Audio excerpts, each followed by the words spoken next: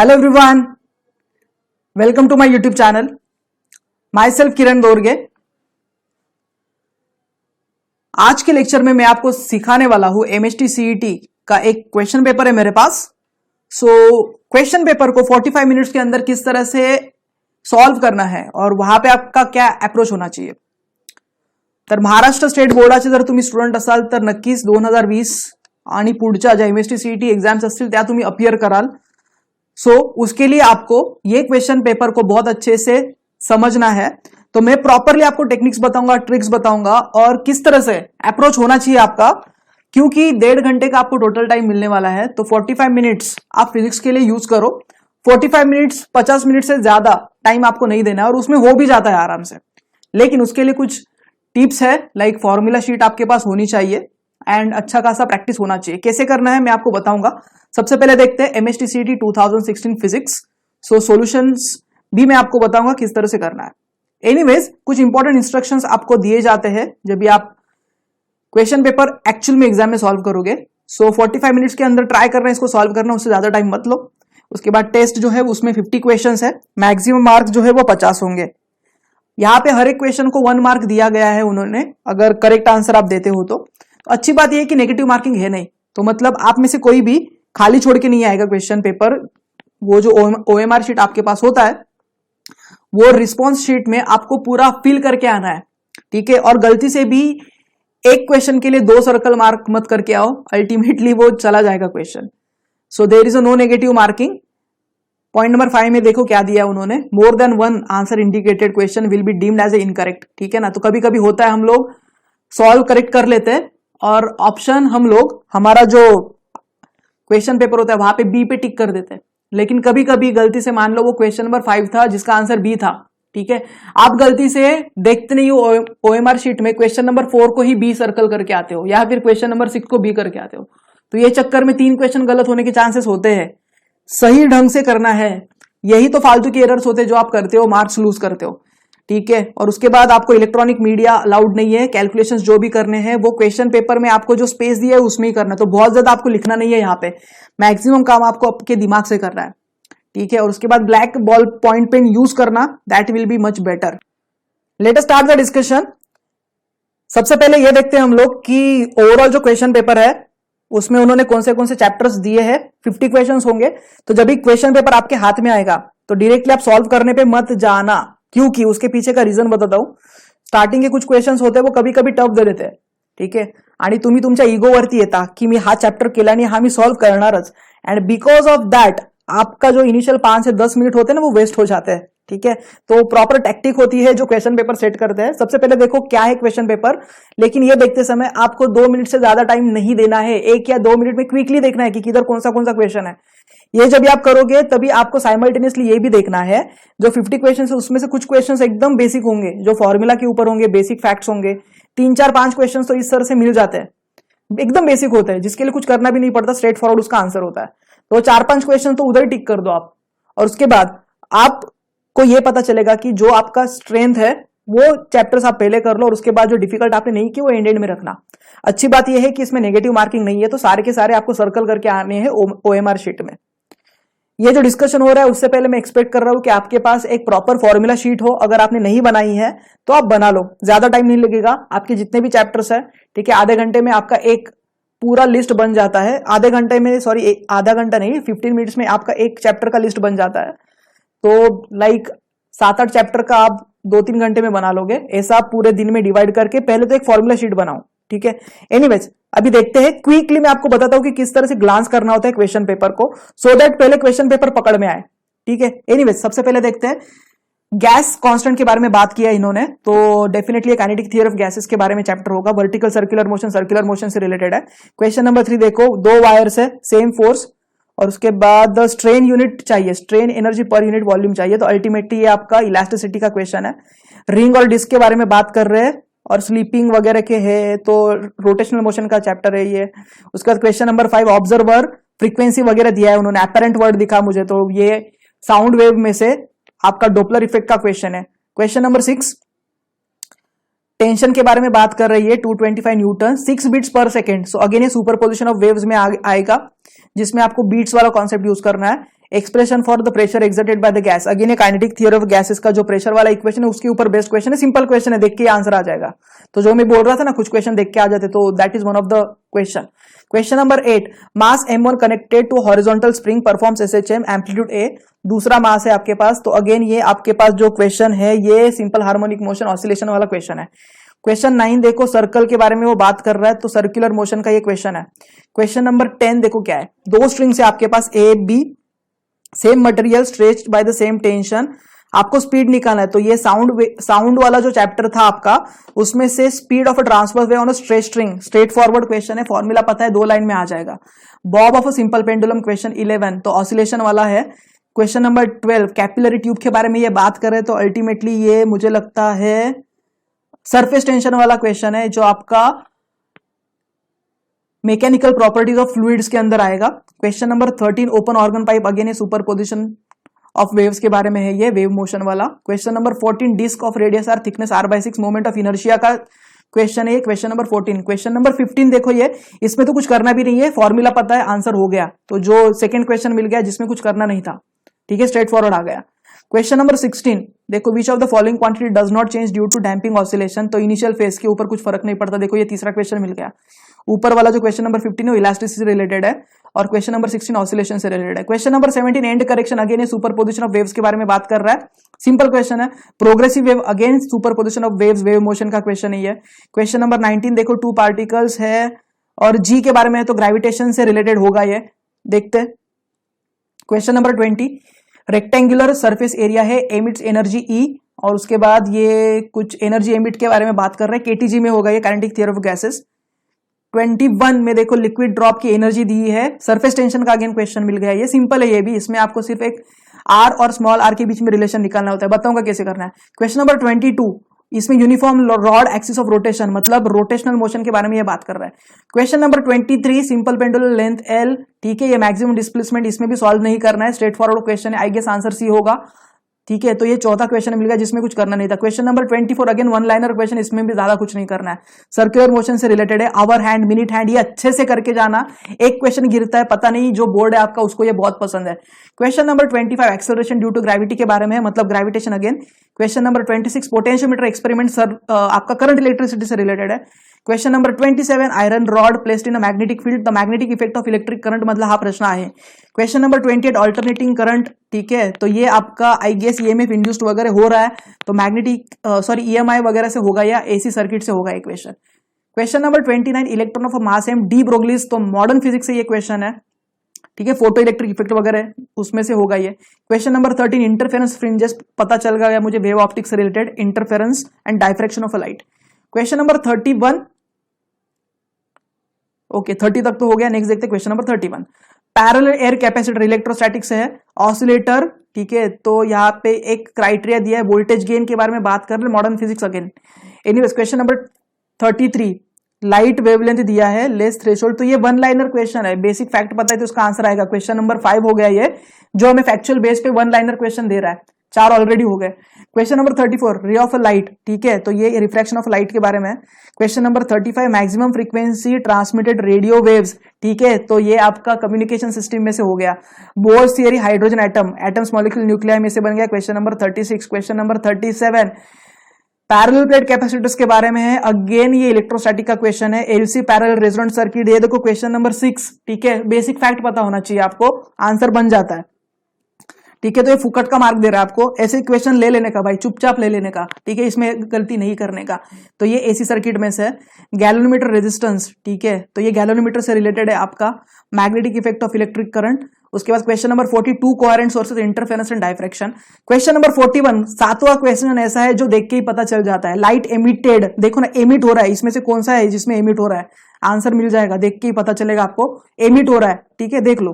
Anyways question number 42, amount of work done, voltage drop के बारे में बात कर रही है, again electrostatics. Question number 43, magnetic flux के बारे में है, एनीवेज ये magnetic effect of electric current. Question 44, देखो 8वां क्वेश्चन है जो स्ट्रेट फॉरवर्ड है, फैक्ट पता है, आंसर आ जाएगा।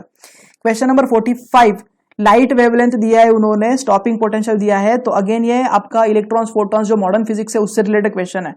ब्रूस्टर्स लॉ, सिंपल क्वेश्चन, अभी इससे सिंपल कुछ नहीं हो सकता। 8वां क्वेश्चन आ गया जो स्ट्रेट फॉरवर्ड है, मतलब देख के ही आ गया। Question number 47, two particles X and Y equal charges के बारे में बात कर रही है। और उसके बाद पोटेंशियल डिफरेंस है आपका uniform magnetic field, so magnetic effect of electric current शायद यूज होगा इसमें। Question 48, electron in hydrogen atom revolves with stationery orbit, ठीक है, तो ये स्टेशनरी ऑर्बिट वगैरह के बारे में बात कर रहे हैं। नेक्स्ट है क्वेश्चन नंबर 49 बी के बारे में है, तो ये मैग्नेटिज्म से रिलेटेड है, ऊपर वाला आपका शायद एटम्स न्यूक्लियस से रिलेटेड है। और क्वेश्चन नंबर 50 जो है वो अगेन करंट इलेक्ट्रिसिटी से रिलेटेड है, मीटर ब्रिज वगैरह के बारे में बात कर रहे हैं। तो अभी हमने क्या किया, क्विकली देख लिया। अभी ये तो मैं बोल रहा हूं इसलिए इतना टाइम लगा, ठीक है। जब आप देखोगे ना सिर्फ क्वेश्चन पेपर, तो 2 मिनट में सिर्फ आपने देख लिया, और 2 मिनट में आपको 8 से 10 क्वेश्चन ऐसे मिल गए जिसको सॉल्व भी नहीं करना था, फटाक से हो गए, तो उसको उड़ा दो पहले, ठीक है। तो बच्चे 40 क्वेश्चन, मतलब 50 में से 10 तो ऐसे ही निकल गए, 40 ही बचे। तो ये जो 2 मिनट की एक्टिविटी थी इसमें मुझे 10 मार्क मिल गए। अभी इसमें एक्यूरेसी आपका कितना है उसके ऊपर आपको डिपेंड करता है। अगर एक्यूरेसी बहुत अच्छी है तो बच्चों को 10 में से 10 मिलते हैं, 10 में से 7-8 भी मिल गए तो अच्छे है ना, नॉट बैड। एनीवेज, तो ये हो गया एक क्विक ओवरव्यू। अभी देखते हैं 1 बाय 1 सॉल्यूशन कैसे निकालना है। क्वेश्चन नंबर 1, ठीक है, प्रॉपर्ली ध्यान दो। For a gas R upon CV की वैल्यू दी है 0.4। R का मतलब यूनिवर्सल गैस कांस्टेंट, CV आपका molar specific heat at a constant volume. And आपको यह पता करना है कि ये मॉलिक्यूल क्या है, रिजिड डायटोमिक है, मोनोएटॉमिक है, नॉन रिजिड डायटोमिक है, पॉलीएटॉमिक है। So kinetic theory of gases में आपको गैमा की वैल्यू निकालनी होती है। काइनेटिक थियरी ऑफ गैसेस आपका जो टेक्स्ट बुक है उसमें है, देखो, तर त्याच्यामध्ये जो गॅमाची वैल्यू है डिपेंडिंग ऑन दैट आप बता सकते हो मोनोएटॉमिक है, डायटोमिक है, रिजिड है या फिर पॉलीएटॉमिक है। सिंपल। तो अल्टीमेटली R अपॉन CV आपको दिया है, तो CP अपॉन CV का रेशो आप निकालो, अल्टीमेटली आपको आंसर मिलेगा। कैसे करना है ये तो अभी ओवरव्यू बताया। अभी जिसने अच्छे से पढ़ा है, जो बच्चे ने अच्छे से ये चैप्टर किया है, उसका तो 50% क्वेश्चन ब्रेन में ही सॉल्व हो गया, जिस तरह से मैं बता रहा हूं। अभी जिसका कुछ भी नहीं हुआ उसके लिए हम लोग प्रॉपर सॉल्यूशन देखते हैं। तो क्वेश्चन नंबर 1 देखते हैं। यहाँ पे क्वेश्चन नंबर 1 देखो, R अपॉन CV, तो ये 0.4 है, ठीक है। तो यहाँ पे हमें ये पता है CP minus CV upon CV, इसकी वैल्यू होती है 0.4 के बराबर, कि क्योंकि CP minus CV equal to R होता है ना। तो R की जगह पे आप CP माइनस CV सब्स्टिट्यूट कर दिए, कुछ नहीं, ये वैल्यू यहाँ पे सब्स्टिट्यूट कर दी। तो यहाँ पे आपको क्या करना है, CP upon CV minus CV upon CV, तो ये कट हो जाएगा, 1 बचेगा, तो CP upon CV minus 1 equal to 0.4। तो यहाँ पे CP अपॉन CV की वैल्यू मुझे मिल गई 1.4। तो अल्टीमेटली ये R नहीं है, ये गैमा है, तो गैमा की वैल्यू 1.4 के बराबर हो गई, ठीक है। तो जब भी 1.4 के बराबर होती है तो गैमा जो है लाइक आपका डायटोमिक होता है, क्योंकि गैमा की वैल्यूज उन्होंने दी है आपके टेक्स्ट बुक में। अगर आप देखते हो ना तो आपको पता चलेगा, लाइक 5/3 है, 7/5 है, ठीक है। तो वो रिलेशन यूज करना है आपको। तो उसके हिसाब से अगर आपका आंसर 1.4 आ रहा है तो ये डायटोमिक है, ठीक है। लेकिन डायटोमिक में भी ये कौन सा है, ये आपको उन्होंने स्पेसिफिकली पूछा है। तो डायटोमिक में भी ये जो आपका आंसर है वो रिजिड डायटोमिक में आता है, ठीक है। Be careful. Question number 1 simple था, लेकिन यहाँ पे नॉन रिजिड और रिजिड में कंफ्यूजन होता है बच्चों को, तो answer is rigid. Anyways, question 1 हो गया। Question number 2, vertical circular motion, ratio of a kinetic energy of a particle at a highest point two that of the lowest point पूछा है, ठीक है। Vertical circular motion, kinetic energy का general formula क्या होता है, हाफ ऑफ mv स्क्वायर, ठीक है ना। तो आपको हाईएस्ट बोला है, तो half of mv highest square upon half of mv lowest square, half of m cut हो जाएगा। देखो मैं ब्रेन में ही मैक्सिमम सॉल्व कर रहा हूं, और ये आपको भी आना चाहिए। क्यों? क्योंकि जब भी आप क्वेश्चन पेपर देखोगे तो स्पेस इतनी ज्यादा नहीं होती है, कम स्पेस में आपको ज्यादा करना है सॉल्व। तो अननेसेसरी आपको लिखना नहीं है, आपको दिमाग में ज्यादा प्रोसेस करना है, तभी जाके वो 45 मिनट्स के अंदर होगा। सब कुछ आप लिखते बैठोगे, क्योंकि ये सब्जेक्टिव नहीं है, ऑब्जेक्टिव है, फास्ट आपको कैलकुलेट करना है, दिमाग में करना है। So v highest square upon v lowest square, तो v हाईएस्ट का फॉर्मूला क्या है, square root of gr, v lowest का क्या है, स्क्वायर रूट ऑफ 5gr, जो भी है फॉर्मूला देखते हैं हम लोग। तो ये बन गया क्वेश्चन, जिसको आता है उसका तो सीधा सीधा बन गया है ना। तो जो भी आंसर है इधर ही मिल जाएगा शायद। देखो 0.2 है क्या या 5 है, देखते हैं। चलो क्वेश्चन नंबर 2 देखो, kinetic energy half of mv square, ठीक है। तो लोवेस्ट पॉइंट पे होती है square root of 5rg, highest point पे होती है square root of rg। So kinetic energy at highest point upon kinetic energy at lowest point, so half of mv square highest upon half of mv square lowest, half m गया। So v highest square upon v lowest square, ठीक है। तो v highest कितना है rg और v lowest कितना है 5rg, square कर रहे हो ना आप। तो काइनेटिक एनर्जी की वैल्यू होगी 1.5, दैट इज 0.2। सिंपल था ना, तो आंसर इज ऑप्शन डी बन गया। क्वेश्चन नंबर 2 ये फटाफट हो जाता है, अभी मैं एक्सप्लेन कर रहा हूं इसलिए, अदरवाइज ये तो बहुत फास्ट हो जाता है। Question number 3, 2 wires having same length, ठीक है। तो लेंथ सेम है, मटेरियल सेम है, stretched by the same force, ठीक है। डायमीटर्स के बारे में दिया उन्होंने 1:3, तो डायमीटर से आपको रेडियस मिल जाएगा। तो d1 अपॉन d2 अगर 1/3 है तो r1 अपॉन r2 क्या होगा, वो आप निकाल सकते हो रेशो। तो ratio of strain energy per unit volume, तो strain energy per unit volume, so सबसे पहले एनर्जी निकालनी पड़ेगी जिसको आप यू से रिप्रेजेंट करते हो, divided by capital V that is a volume which is equal to strain energy per unit volume. तो अगर इलेक्ट्रिसिटी का फॉर्मूला लास्ट वाला जो डेरिवेशन है अगर आपको वो फॉर्मूला भी पता है आपका क्वेश्चन बन जाएगा। क्वेश्चन नंबर 3 ये तो ओरली मैंने जितना बताना था वो बना दिया। अभी इसका सोल्यूशन देखते हैं। जो होशियार बच्चे ना मतलब जिन्होंने किया है अच्छे से उनका दिमाग में ही ये सॉल्व हो जाता है। जो मॉडरेट लेवल पे है उनका थोड़ा पेन वगैरह यूज करना पड़ेगा। जिन्होंने अभी तक कुछ भी नहीं किया है उनके लिए अभी अपॉर्चुनिटी है। प्रॉपर आप पहले एक फॉर्मूला लिस्ट बनाओ और जो आपके टेक्स्ट बुक के जितने भी क्वेश्चन है वो सॉल्व करो। अपने आप ही आपका सिंपल सिंपल लगने लगेगा। मैं कुछ रॉकेट साइंस नहीं बता रहा हूँ, मैं जो भी बता रहा हूँ मैंने भी प्रैक्टिस किया इसके लिए मुझे आ रहा है, अदरवाइज कैसे आता। Strain energy per unit volume U is U upon V, so half of stress into strain. Stress का मतलब क्या होता है force applied per unit area, strain का मतलब क्या होता है change in length per unit original length. So strain energy per unit volume U upon V is equal to half of F upon A into change in length upon original length. So half of Young's modulus into strain square, so U S upon UL.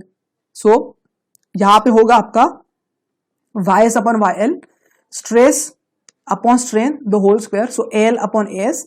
यहां पे area है ना, तो आपको wire का area का formula लिखना पड़ेगा जो भी है पाई आर स्क्वायर। सो एल और एस के लिए आपने लिखा, एल की वैल्यू लिखो और 1 की लिखो, सो 81:1 ये बन गया आपका क्वेश्चन। एनीवेज तो ये था आपका क्वेश्चन नंबर 3। तो क्या किया था क्वेश्चन नंबर 3 में, रेशियो निकालना था आपको पर unit volume for these two wire smaller and larger, है ना। तो डायमीटर का अगर आपको रेशियो पता है तो उसके हिसाब से आप स्मॉलर और लार्जर के रेडियस के स्क्वायर को कंपेयर कर सकते हो, एरिया को ही अल्टीमेटली कंपेयर करना था आपको। तो इसके लिए फिर क्वेश्चन बन गया question number 3। Okay, question number 4 देखते हैं। रिंग दिया है, डिस्क दिया है, roll on a horizontal surface, ठीक है, हॉरिजॉन्टल सरफेस के ऊपर रोल कर रहा है। तो अच्छी बात है इंक्लाइन नहीं दिया उन्होंने, अगर इंक्लाइन दिया होता तो काम खराब होता। तो क्वेश्चन 4 देखो, इमेजिन करो ये आपका हॉरिजॉन्टल सरफेस है, इसके ऊपर एक रिंग और डिस्क रोल कर रहा है। रिंग क्या होता है, रिंग में आपको सिर्फ उसका जो पेरीफेरी है वहां पे मास दिखेगा, डिस्क में सब जगह पे मास हुआ, ठीक है। और इनकी जो लीनियर वेलोसिटी है वो सेम है, मतलब v की वैल्यू सेम है। If both have a same mass and total kinetic energy of the ring is a 4 joule. तो रिंग की 4 जूल दी है आपको और काइनेटिक एनर्जी डिस्क निकालनी है, कैसे करोगे। तो सबसे पहले ये विदाउट स्लिप मूव कर रहा है ना, तो इसका मतलब यहाँ पे half of M V square और half of I omega square दोनों चीजें आएगी। मतलब ये लीनियरली भी मूव कर रही है और ये रोलिंग भी कर रही है। तो वो स्पेसिफिक केस में क्या करना है, अभी हमें एक का दिया है, रिंग का दिया है, तो हम लोग क्या करेंगे पहले रिंग का निकालेंगे और एम आर ओमेगा ये जो वैल्यू है उसको रिंग के साथ कंपेयर करेंगे, और वो जो एम आर ओमेगा स्क्वायर या जो भी वैल्यू हमें मिली है वो हम लोग को दूसरे के लिए डालनी है, मतलब डिस्क के लिए सब्स्टिट्यूट करनी है। देखते ये ओवरव्यू मैंने आपको बताया, देखते क्वेश्चन नंबर 4 कैसे किया।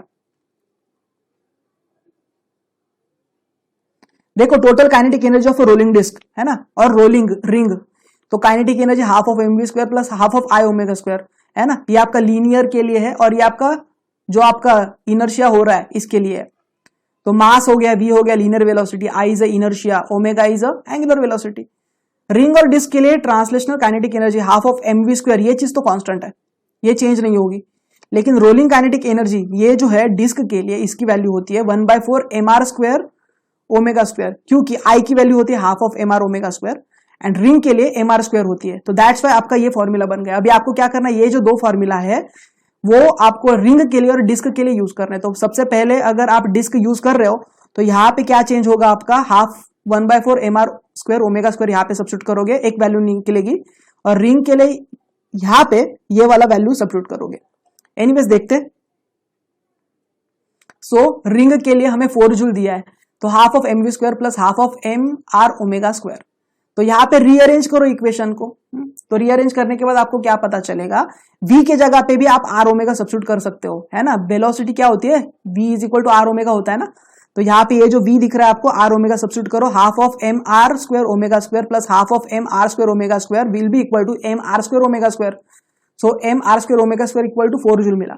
अभी आपको डिस्क चाहिए, so 1/2 M R square omega square plus 1/4 M R square omega square. M R square omega square की वैल्यू तो पता है आपको, है ना, देखो ना यहाँ पे। सो 4/2 प्लस 4/2, सो अल्टीमेटली जो भी आपको मिलेगा आंसर मिल जाएगा, है ना। सो एनीवेज ओके, ये 4/4 होगा, यहाँ पे एरर है। So 2 + 1 that will be 3 joules. So that is the answer of question 4। आसान है ना, प्रैक्टिस करोगे तो आएगा। ठीक है। क्वेश्चन नंबर 5 देखो, when the observer moves towards the stationary source with velocity v1, the apparent frequency of the emitted note is f1 and observer moves away from the source, velocity v1, apparent frequency f2। Simple question है, कैसे करोगे? Doppler effect का formula use करना है। Apparent frequency is equals to velocity of a sound in air plus minus velocity of observer upon v minus plus velocity of sound into frequency emitted by the source। ठीक है, ये formula है। अब ये plus minus symbol कैसे use करते हैं? ठीक है, जब भी आपका ऑब्जर्वर अपनी जगह पे है और सोर्स उसकी तरफ मूव कर रहा है, ठीक है, तो वेलोसिटी ऑफ ऑब्जर्वर 0 आएगा। तो इस तरह से आपको वो प्लस माइनस सिंबल यूज करना है। अगर आपका सोर्स स्टेशनरी है और ऑब्जर्वर मूव कर रहा है तो सोर्स की वेलोसिटी 0 करनी है। तो यहाँ पे देखो क्या दिया है, observer moves towards stationary source, तो यहाँ पे सोर्स की जो वेलोसिटी है वो 0 करनी है आपको, और उसके हिसाब से आपको रिलेशन निकालना है।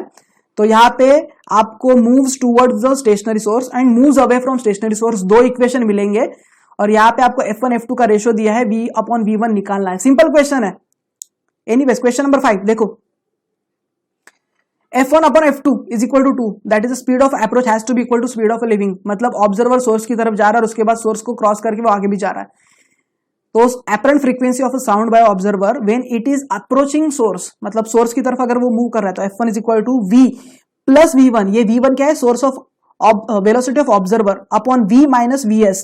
तो vs की वैल्यू 0 हो गई क्योंकि सोर्स अपनी जगह पे है, इनटू f0, मतलब ये फ्रीक्वेंसी जो सोर्स एमिट कर रहा है इसके लिए वो f0 एक्चुअल फ्रीक्वेंसी यूज की है, और f1 है आपके अपरेंट फ्रीक्वेंसी। ठीक है, आपने टेक्स्ट बुक में na से रिप्रेजेंट किया होगा और ये f0 n से रिप्रेजेंट किया होगा, कुछ फर्क नहीं पड़ेगा। तो ये बन गया इक्वेशन 1।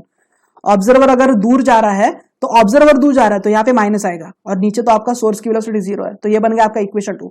f1 पता है, f2 पता है, f1 अपॉन f2, ठीक है, सब्स्टिट्यूट करो, बाकी का सब कैंसिल होगा। So v plus v1 upon v minus v1, therefore 2 is equal to v plus v1 v minus v1। f1 upon f2 दिया है हमें, तो रीअरेंज करके हमें सिर्फ v अपॉन v1 की वैल्यू निकालनी है। रीअरेंज करो, फाइनल आंसर इज 3।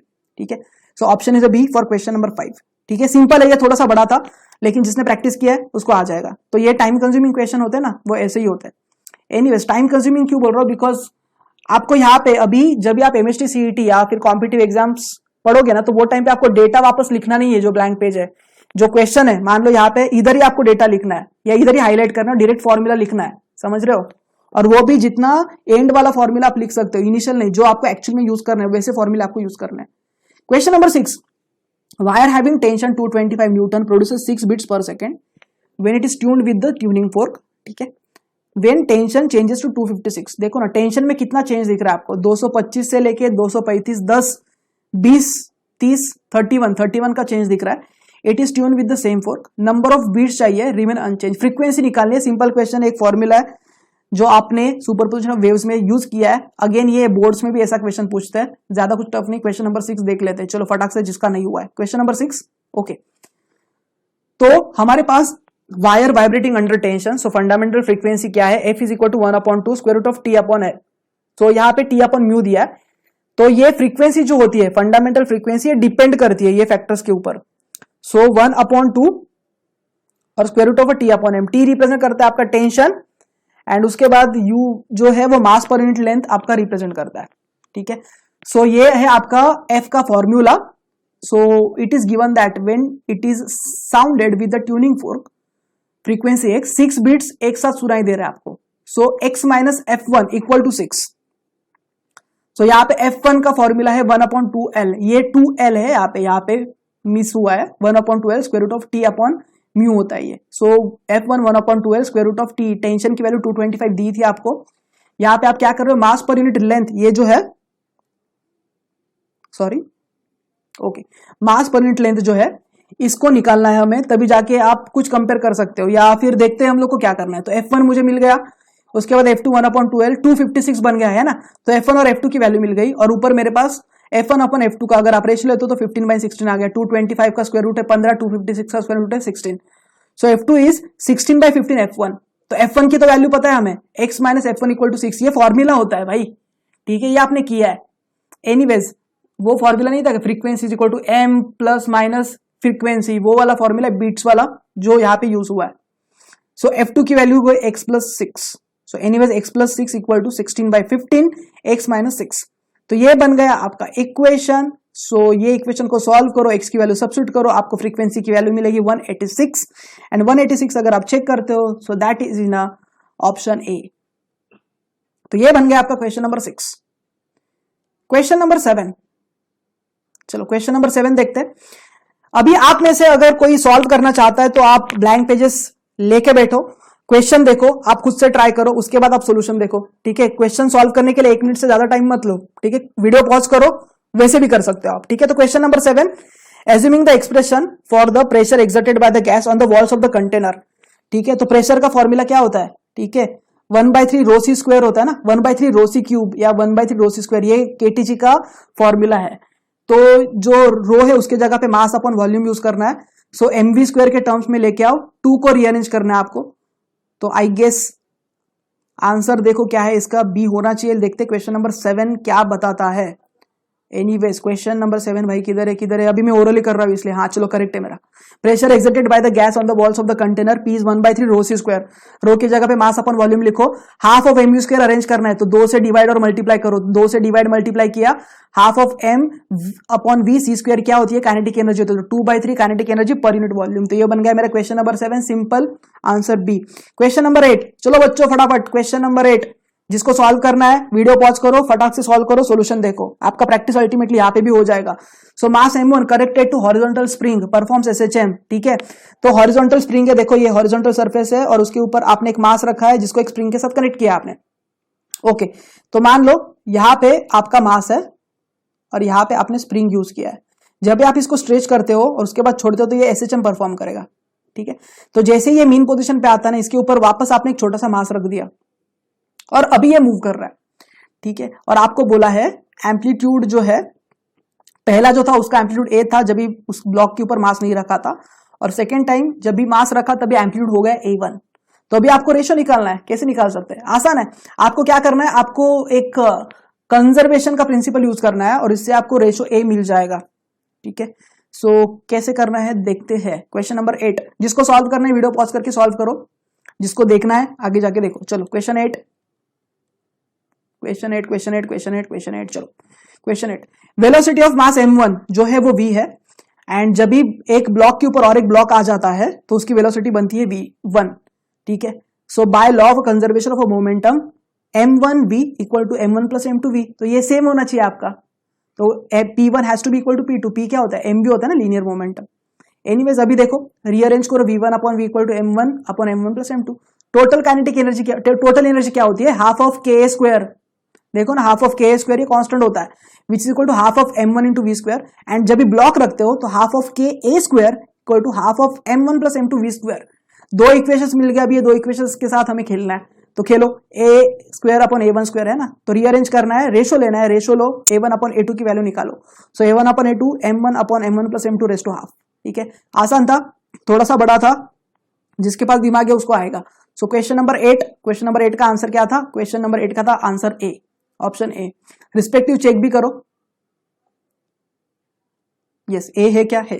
चलो क्वेश्चन नंबर 9, आपको अभी सर्कल के बारे में बात कर रहे हैं। So particle moves along a circle of radius r with constant tangential acceleration if velocity of a particle is v at the end of the second revolution after the revolution has started, then tangential acceleration कितना है ये आपको निकालना है, ठीक है। तो यहाँ पे उन्होंने क्या बोला, देखो सेकेंड रिवोल्यूशन बोला है, मतलब पार्टिकल आपने यहां से स्टार्ट किया, ऐसा एक बार घूमा तो कितना सरकमफरेंस हुआ 2πr, और एक बार घूमा कितना हुआ 4πr, ठीक है। और अभी आपको निकालना है कि टेंजेंशियल एक्सेलरेशन कितना होगा, ठीक है।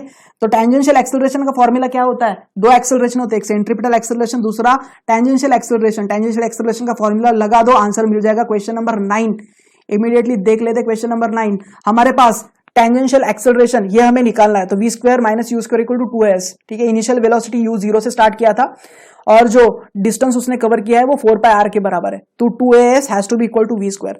So v square upon 2s equals to a, है ना। तो रीअरेंज करना है हमें, s की जगह पे 4πr डाल दो, तो टेंजेंशियल एक्सेलरेशन की वैल्यू मिल गई आपको v square upon 8πr। Simple question, एक लाइन के अंदर निकल गया। क्वेश्चन नंबर 10 देखते हैं। 2 strings A and B of the same material are stretched by the same tension, ठीक है।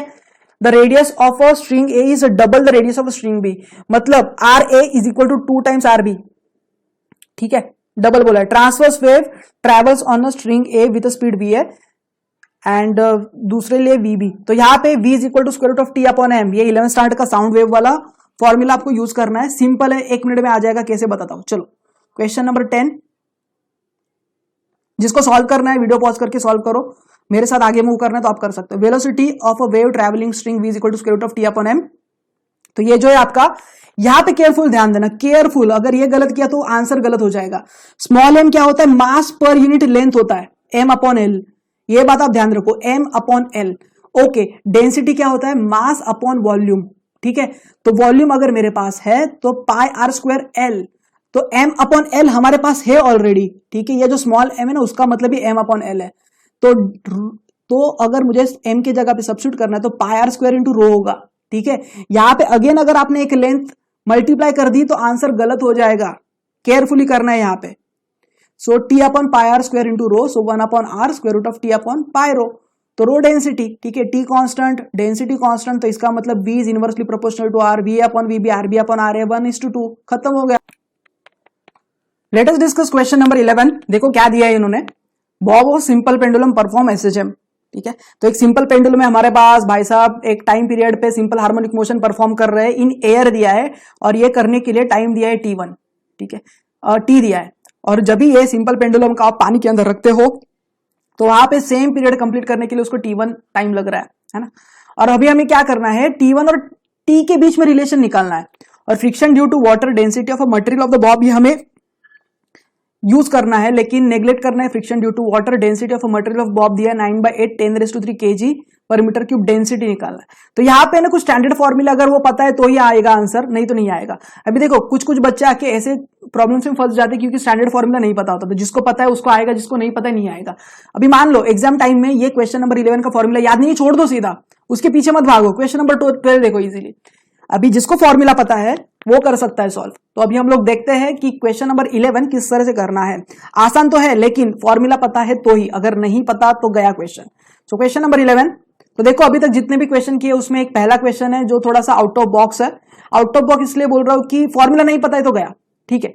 So T is equal to 2 pi square root of L upon G effective, ये फॉर्मूला सबको पता होता है, लेकिन जी इफेक्टिव की value G sigma minus rho upon sigma, ये जो फॉर्मूला है ना ये सबको नहीं पता होता, तो इसके लिए वो मार्क जाता है। तो अगर ये फॉर्मूला नहीं पता तो कैसे करोगे क्वेश्चन, तो छोड़ दो। अगर पता है तो डेफिनेटली गुड। सो सिग्मा की वैल्यू दी है आपको 9/8 10⁻³, डेंसिटी दिया है 10⁻³ अपॉन 9/10⁻³। सॉल्व करो, रीअरेंज करो, ये g/9 के बराबर आएगा, तो आपको जी इफेक्टिव वैल्यू g/9 मिली। सो t1 की वैल्यू होगी 2 pi square root of L upon G effective. So ये जी इफेक्टिव की जगह पे g/9 सब्स्टिट्यूट करो, तो अल्टीमेटली t की वैल्यू होगी square root of 9t, that is 3t के बराबर। तो ऑप्शन ए, ठीक है। तो अगर ये फॉर्मूला पता है तो वेल एंड गुड। अगर आपने अभी तक ये फॉर्मूला नहीं देखा है अपनी जिंदगी में तो आप अपने जो फॉर्मूला शीट बना रहे हो उसमें ये एक एडिशनल फॉर्मूला चिपका दो, ठीक है। तो ये बन गई ना बात। Okay, question number 11। तो इस तरह से आप माइक्रो नोट्स में ऐड करोगे, जितने भी आप टेस्ट लिखोगे ऐसा कुछ नया फॉर्मूला आपको दिख रहा है, आपको रिस्पेक्टिव चैप्टर का जो आपने फॉर्मूला लिस्ट बनाया और उसके बाद जो पेजेस छोड़े होंगे उसमें आपको करना है। नेक्स्ट देखते हैं क्वेश्चन नंबर 12। सिंपल है क्वेश्चन नंबर 12, देखते हैं क्या है, सिंपल है टफ है। कैपिलरी ट्यूब दी है ऑफ रेडियस आर, ठीक से पढ़ो question. Straight thin metal wire of radius R is inserted symmetrically and one end of the combination is dipped vertically in a water such that lower end of a combination is at the same level। देखो ये मेरे पास एक capillary tube है जिसका radius है capital R. Capillary tube को अगर आप पानी के अंदर या लिक्विड के अंदर डालते हो तो उसमें अंदर पानी भर जाता है, ठीक है। स्ट्रेट थीन मेटल वायर ले रहे हो, अभी देखो ना कैपिलरी ट्यूब अगर है तो उसके अंदर अगर आप देखते हो तो थोड़ा सा वैक्यूम जैसा होगा, मतलब ट्रांसपेरेंसी होगी, लेकिन मेटल वायर तो अंदर से भी पूरा भरा हुआ होता है ना, कंप्लीट सॉलिड होता है ना। स्ट्रॉ देखो ना, स्ट्रॉ कैसा होता है, बाहर से प्लास्टिक और अंदर हवा होती है ना जिसमें से आप लिक्विड अंदर ले लेते हो, है ना, तो वैसा।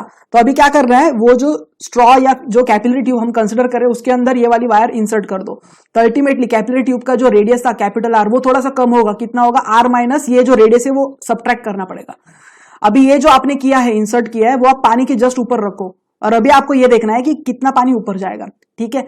तो आपके पास जो पानी कितना ऊपर जाएगा, H इज इक्वल्स टू, ठीक है, इसका एक फॉर्मूला होता है ना, इसका फॉर्मूला क्या होता है, 2t अपन आर रो जी, एक जनरल फॉर्मूला होता है, लेकिन यहाँ पे रेडियस आपका r माइनस आर के बराबर हो रहा है, तो आई गेस ऑप्शन सी होना चाहिए। देखते क्वेश्चन नंबर 12।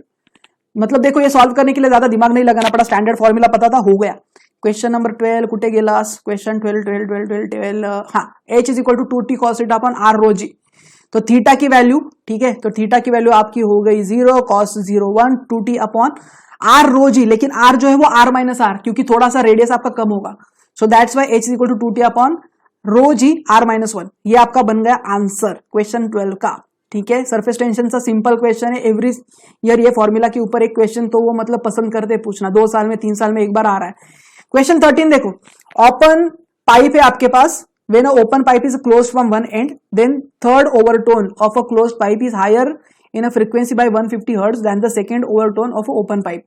इसमें क्या करना है, इसको आपको fundamental frequency closed organ pipe and open organ pipe, मतलब एक एंड से क्लोज, दोनों एंड से क्लोज यूज करना है, और फ्रीक्वेंसी का जो रिलेशन है उसको कंपेयर करना है। खत्म हो गया, ये बहुत आसान क्वेश्चन है। क्वेश्चन नंबर 13 देखो, क्वेश्चन नंबर 13, ओके चलो क्वेश्चन नंबर 13 इधर है। तो आपके पास अगर ओपन पाइप है दोनों जगह से, तो जो फ्रीक्वेंसी होती है ना उसकी, तो उसकी वैल्यू होती है v अपॉन 2l, ठीक है। इसका प्रॉपर डेरिवेशन है, अगर आपको नहीं पता मैंने प्रॉपर वीडियोस अपलोड किए हैं ऑसिलेशन, वेव, इलेक्ट्रोस्टैटिक का। अगर आपको कुछ डाउट है आप जाके देख लो, फुल लेंथ वीडियो है, सब देखने की जरूरत नहीं, उसमें से सिलेक्टेड पार्ट देख लो। एनीवेज क्या देख रहे थे हम लोग, हाँ क्वेश्चन 13, ओके ओके। तो फंडामेंटल फ्रीक्वेंसी, सेकेंड ओवरटोन क्या होता है? Second overtone is a third harmonic, तो 3 गुना होता है ये, ठीक है। तो हमेशा ध्यान में रखो, अगर पाइप दोनों एंड से अगर आपके पास ओपन है तो उसकी जो फ्रीक्वेंसी होती है वो n टाइम होती है फंडामेंटल फ्रीक्वेंसी। अगर मुझे सेकेंड ओवरटोन चाहिए तो n+1 कर दो, है ना, तो इसके हिसाब से। एंड अगर मेरे पास नेक्स्ट है close organ pipe, pipe closed eight one and, तो उसकी फ्रीक्वेंसी v0/4l के बराबर होती है, ठीक है। तो थर्ड ओवरटोन मतलब क्या होता है? 2n+1, ठीक है। तो 2n+1 होगा थर्ड ओवरटोन, तो 2 × 3 6 + 1 तो 7 v0/4l। तो ये बन गया मेरा सेकंड का इक्वेशन। अभी दोनों को कंपेयर करना है, अभी उन्होंने क्या बोला, डिफरेंस दिया है। सो ये क्लोज था और जो पहले वाला ओपन था, उनको जब आप कंपेयर करोगे तो आंसर आ रहा है 150 के बराबर। तो यहां पे आपको क्या करना है, v0/4l, सो v0/2l, तो अल्टीमेटली आंसर आपका 300 हर्ट्ज। सो एनीवेज ये दो चीजें आपको मिल गई, बन गया आपका क्वेश्चन नंबर 13। ओके देखो यहाँ पे कंपेयर करके देखो, आपको fundamental frequency of open end pipe मिल गई। क्वेश्चन नंबर 14 देखो, a disc of radius r and thickness r/6, ठीक है। मेरे पास एक डिस्क है, उसका रेडियस r है, और डिस्क का एक थिकनेस है जिसकी वैल्यू है r/6। अब इसकी मोमेंट ऑफ इनर्शिया दी है पासिंग थ्रू इट्स सेंटर, ठीक है। तो डिस्क का मोमेंट ऑफ इनर्शिया का फॉर्मूला पता होना चाहिए। फॉर्मूला लिस्ट है तो सारा पेपर आसान, फॉर्मूला लिस्ट नहीं है, याद नहीं है, गया पेपर, ठीक है। वापस एक बार सुन लो। And perpendicular to its plane, तो सेंटर से जा रहा है और परपेंडिकुलर जा रहा है, तो मोमेंट ऑफ इनर्शिया सेंटर से जाके परपेंडिकुलर से भी निकाला जा सकता है, प्लेन से पास हो रहा है तो उसका भी निकाला जा सकता है। तो केयरफुली आपको ये फॉर्मूला यूज करना है। अभी क्या किया, ये जो डिस्क है उसको मेल्ट किया, कुछ काम धंधा नहीं किया, इनको डिस्क को मेल्ट किया और उसका वापस एक स्फीयर बनाया, और जो स्फीयर है उसका एक रेडियस होगा। और अभी हमें क्या कर रहा है, moment of inertia of a sphere about it diameter निकालना है, ठीक है। तो यहाँ पे अगर फॉर्मूला पता है तो नैया पार हो गई, फॉर्मूला नहीं पता है तो नैया गई। क्वेश्चन नंबर 14 देखते हैं। वॉल्यूम दिया है डिस्क का, ठीक है, a × d, सो πr², और इसका जो थिकनेस है वो r/6 के बराबर है, so r³ π/6। Moment of inertia of disc होता है half of mr², standard formula है, ये भी फॉर्मूला है। अभी उसको क्या किया है, उसको पिघला के वापस उसका एक स्फीयर बनाया है जिसका रेडियस है r। सो ये volume πr³ 6 has to be equal to, जो नया आपने स्फीयर बनाया उसके बराबर ही होना चाहिए, तो 4/3 πr³। ये स्मॉल r क्या है, जो स्फीयर बनाया है उसका रेडियस। सो इसमें आपको क्या करना है, आपको कैपिटल R और स्मॉल r के बीच में एक रिलेशन निकालना है, क्योंकि मोमेंट ऑफ इनर्शिया आपको स्फीयर का चाहिए ना। तो स्फीयर का मोमेंट ऑफ इनर्शिया तो 2/5 mr² होता है। तो अगर मुझे r का रिलेशन पता है तो हम निकाल सकते हैं ना। तो ये r³ हो गया r³/8, तो r हो गया r/2। तो moment of inertia of sphere 2/5 mr² which is equal to 2/5 m, small r की जगह पे क्या लिखोगे, capital R/2 the whole square, so mr²/10, है ना। तो ये बन गया आपका, रीअरेंज किया आपने, सो mr²/2 × 1/5। तो जो आपका डिस्क है उसके हिसाब से अगर आप देखते हो तो ये I/5 है, ठीक है।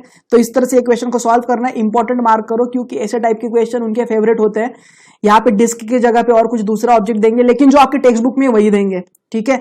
तो मोमेंट ऑफ इनर्शिया के ऊपर अभी हमें थोड़ा सा अंदाजा है कि वो क्या पूछ रहे हैं। एक तो काइनेटिक एनर्जी के ऊपर क्वेश्चन पूछ रहा है, उसके बाद जो बॉडीज है उनका मोमेंट ऑफ इनर्शिया के ऊपर क्वेश्चन पूछ रहे हैं। ऐसा ही और एक क्वेश्चन आपको थोड़े टाइम के बाद मिलेगा, एक रॉड देंगे, उसके सेंटर से एक्सिस पास हो रहा है और उसके बाद कंपैरेटिव बेस्ड क्वेश्चन पूछेंगे आपको। तो क्वेश्चन नंबर 14 का आंसर है ऑप्शन ए। क्वेश्चन नंबर 15 पढ़ते हैं जल्दी से। जो सॉल्व कर रहे हो वो वीडियो पॉज कर करके करो, एक आपका भी ये 45 मिनट्स के अंदर होना चाहिए। आपको जब भी आप सॉल्व कर रहे हो ना, और अगर आपका ज्यादा स्पीड नहीं है, आप 2 या 3 मिनट लो, उससे ज्यादा टाइम अभी मत लो, लेकिन जैसे ही प्रैक्टिस हो जाएगा तो 1 मिनट के अंदर, 1.5 मिनट के अंदर ऐसे क्वेश्चन बनने चाहिए। अभी ओवरऑल जो 50 क्वेश्चन थे, जब भी हमने क्वेश्चन पेपर को डिस्कस किया तो 8-10 क्वेश्चन ऐसे थे जो सिंपल थे, जिसके लिए ज्यादा दिमाग नहीं लगाना पड़ा, जो फटाक से हो गए। तो 5 मिनट में 10 क्वेश्चन बन गए हमारे। अभी हमें 45 मिनट्स का टारगेट है, उसके अंदर करना है ना। तो अभी हमारे पास कितने बचे? 35 मिनट्स बचे अप्रोक्सीमेटली। क्योंकि 5 मिनट में और क्यों कंसिडर कर रहा था, क्योंकि आपके पास जब भी एग्जाम हॉल में जाओगे तो आपके पास वो पेपर साइन करवाने आएंगे, उनका अलग ही स्वैग होता है। वो मैडम सर आके आपको 4 बार डिस्टर्ब करेंगे, इधर साइन दो, इधर अंगूठा दो, है ना, उसमें 4-5 मिनट निकल जाते हैं, फिर माइंड स्टेबल नहीं होता। तो इसके लिए वो 45 मिनट्स नहीं, वो 40 मिनट ही कंसिडर करो आप, ठीक है। और उसमें से 5 गए तो 35 मिनट्स बचे, तो 35 मिनट्स में बचे हुए 40 क्वेश्चन में से जितने हो रहे उतने करना है। एनीवेज, तो देखते हैं क्वेश्चन नंबर 15। ओके 15 है। तो लेटेस्ट स्टील बार दिया है आपको, जिसकी लेंथ L है और ब्रेड्थ भी है। तो डेप्थ D है, लोडेड बाय सेंटर। अभी ना ये क्या चीज है, देखो, एक मान लो ब्रिज है मेरे पास, और इसके नीचे अगर आपने सेंटर में अगर एक वेट अटैच किया ना, तो ये थोड़ा सा नीचे जाएगा। तो ये जो डेप्थ मिल रही है ना आपको, उसको सैग बोलते हैं। तो उसका एक स्टैंडर्ड फॉर्मूला है उसके हिसाब से। सो question number 15 standard formula best question है, ज्यादा दिमाग नहीं लगाना है। क्वेश्चन 15 का आंसर है बी, ठीक है। क्वेश्चन 15 स्टैंडर्ड फॉर्मूला है, टिक करके आने का। क्वेश्चन बी, इसमें कुछ सिखाने जैसा है नहीं, जो है वो है।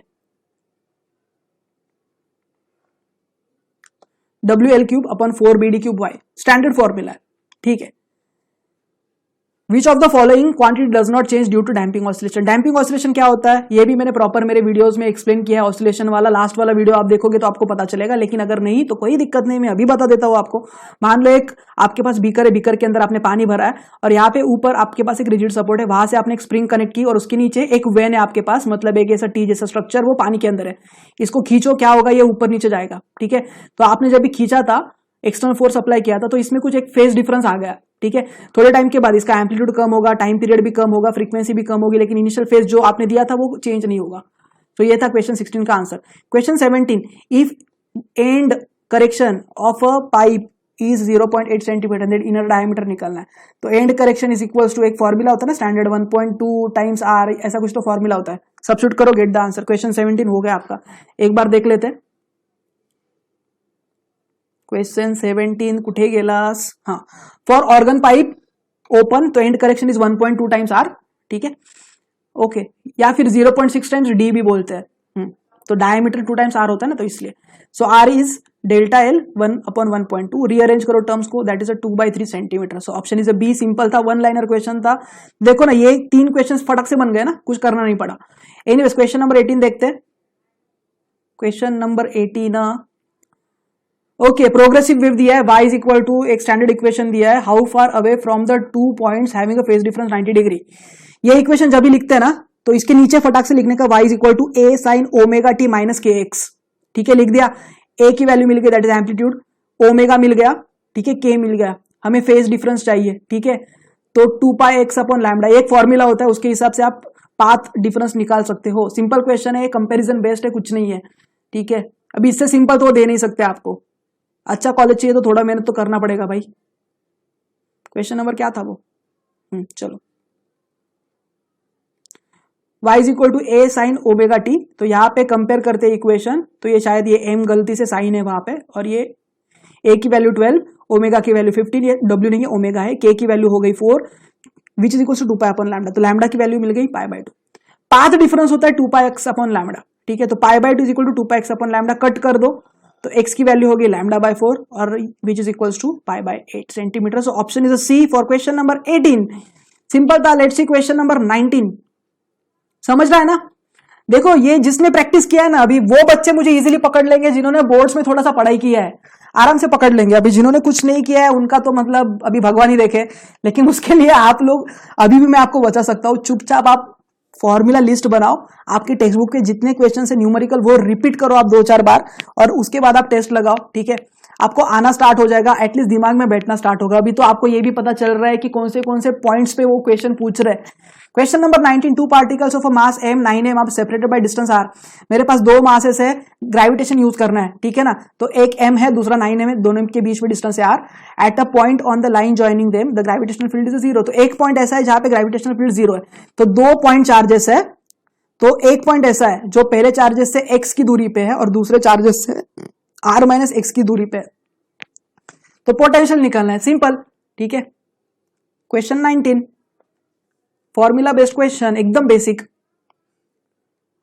क्वेश्चन 19, चलो ओके, देखो स्मॉल m कैपिटल M, मतलब m मास है, 9m मास है, पॉइंट P x पे है और टोटल डिस्टेंस r है ना, तो दैट्स वाई P से लेके दूसरा जो चार्ज है उसका जो डिस्टेंस है वो r minus x. So gm upon x square, so gm upon x square equal to 9gm upon r minus x square. Cut हो जाएगा तो x की वैल्यू मिलेगी, ये gm कट हो जाएगा, कोई क्वाड्रेटिक इक्वेशन नहीं मिलने वाला है, ये स्क्वायर स्क्वायर कट हो जाएगा, है ना, और ये 9 वगैरह जो वो सब कट हो जाएगा, x की वैल्यू मिलेगी आपको r/4। So the point is at a distance of r/4 और ये 3r/4। अभी पोटेंशियल निकालना है, खत्म। So minus gm upon r minus gm upon r, ये फॉर्मूला है। तो माइनस gm अपॉन r/4 माइनस g into 9m upon 3r/4, rearrange करो, कट करो, माइनस 16 gm अपॉन r। ये बहुत फेमस क्वेश्चन है। क्वेश्चन नंबर 19 को इंपॉर्टेंट मार्क करो। क्वेश्चन नंबर 20 देखो। एनीवेज ये question kinetic theory of gases में से है। सो देखते हैं, रेक्टेंगुलर सरफेस दिया है, area A emits energy E per second at 27 degree Celsius. If length and breadth are reduced to 1/3 of its initial value, temperature is raised by 327। अभी इसमें देखो आपको क्या करना है, एक ई का ना एक जनरल फॉर्मूला यूज करना है, और यहाँ पे एक इक्वेशन में आएगा 273 प्लस 27, दूसरे इक्वेशन में आएगा 273 प्लस 327, स्क्वायर रूट आएगा, कट होगा, आंसर मिल जाएगा क्वेश्चन नंबर 20 का। देखते हैं क्वेश्चन नंबर 20, जिसने पढ़ाई किया वो मेरे को जो मैं बोल रहा हूँ वो फ्रीक्वेंसी मैच कर रहा है, जो नहीं पढ़ रहा है वो फॉर्मूला याद करो, अपने आप आपका भी काम बन जाएगा। तो is equal to E into sigma A T raise to 4 minus T naught raise to 4, और एरिया जो है वो लेंथ इंटू ब्रेड्थ के हिसाब से दिया जाएगा, लेकिन लेंथ जो है वो l/3 की और ब्रेड जो है वो b/3 की। तो एरिया कितना होगा आपका, देखो ना, l इंटू बी अपॉन 9, तो a/9 बन गया मेरा एरिया। तो ई डैश अपॉन ई, ये ई सिग्मा ए, ठीक है, इसमें से ई सिग्मा कट हो जाएगा, है ना, और यहाँ पे a dash 327 plus 273 raise to 4, a dash 227 plus 273 raise to 4। Anyways ये बन गया आपका इक्वेशन। तो यहाँ पे 1/9 600 अपॉन 300, ठीक है। तो ये कट करो, कट करने के बाद जो भी मिल रहा है वो आंसर आपको मिल जाएगा। ये फॉर्मूला एक बार चेक करना। So E dash equal to 1/9 2 raise to 4 into E, तो E dash is equal to 16e/9। Check this formula. Anyways तो ये हो गया क्वेश्चन नंबर डी। ये भी एक इंपॉर्टेंट काइंड ऑफ क्वेश्चन है जो एमएसटी सीईटी वालों का एक फेमस क्वेश्चन है। कौन सा क्वेश्चन देखा हम लोग ने, क्वेश्चन नंबर 20। क्वेश्चन नंबर 21 देखते हैं।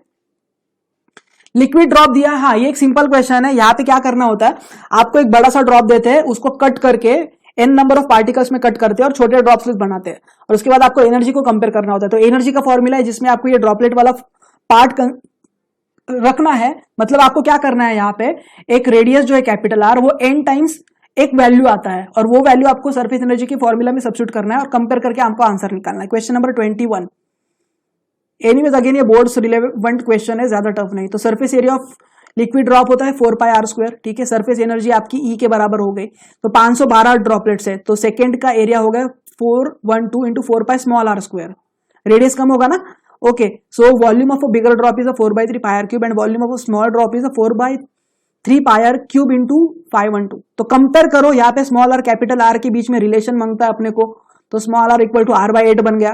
a2 की वैल्यू कितनी होगी 412, एरिया निकालना है तो 4πr², तो ये आपने 8 टाइम्स a1 निकाला, तो e2 upon a1 a2 into T upon a1, है ना। जनरल फॉर्मूला आपने यूज किया है, ये फॉर्मूला यूज करो, रीअरेंज करो, आपको e की वैल्यू मिल जाएगी। That is the solution for question number 21। और ये जो क्वेश्चन है ये थोड़ा टाइम खाएगा आपका, अगर आपने ये सही ढंग से नहीं किया तो, या इसकी टेक्निक नहीं पता तो ये जो क्वेश्चन है इसको प्रॉपरली प्रैक्टिस करो, 3-4 बार ऐसे टाइप के नंबर चेंज करके प्रैक्टिस करो, आपका हाथ बैठना चाहिए। ऐसे टाइप के क्वेश्चन से आपका टाइम खराब कर देता है, ठीक है। मतलब एक होता है ना simple question, moderate question, difficult question, तो ये क्वेश्चन को थोड़ा डिफिकल्ट में डालते हैं। टफ नहीं है क्वेश्चन, लेकिन लेंदी होने की वजह से हम लोग इसको थोड़ा डिफिकल्ट में डाल रहे हैं। जिसने इसको प्रैक्टिस नहीं किया सही ढंग से, ये एग्जाम में पक्का इसमें 5 मिनट वेस्ट करेगा और निकल जाएगा टाइम। तो अगर नहीं आता है स्किप कर दो, नेक्स्ट क्वेश्चन पे मूव करो, लेकिन एंड में जाके कुछ तो टिक मार के आना, ABCD में से कोई तो ऑप्शन टिक करके आना। 1/4 प्रोबेबिलिटी है कि आंसर आपका करेक्ट है कि नहीं।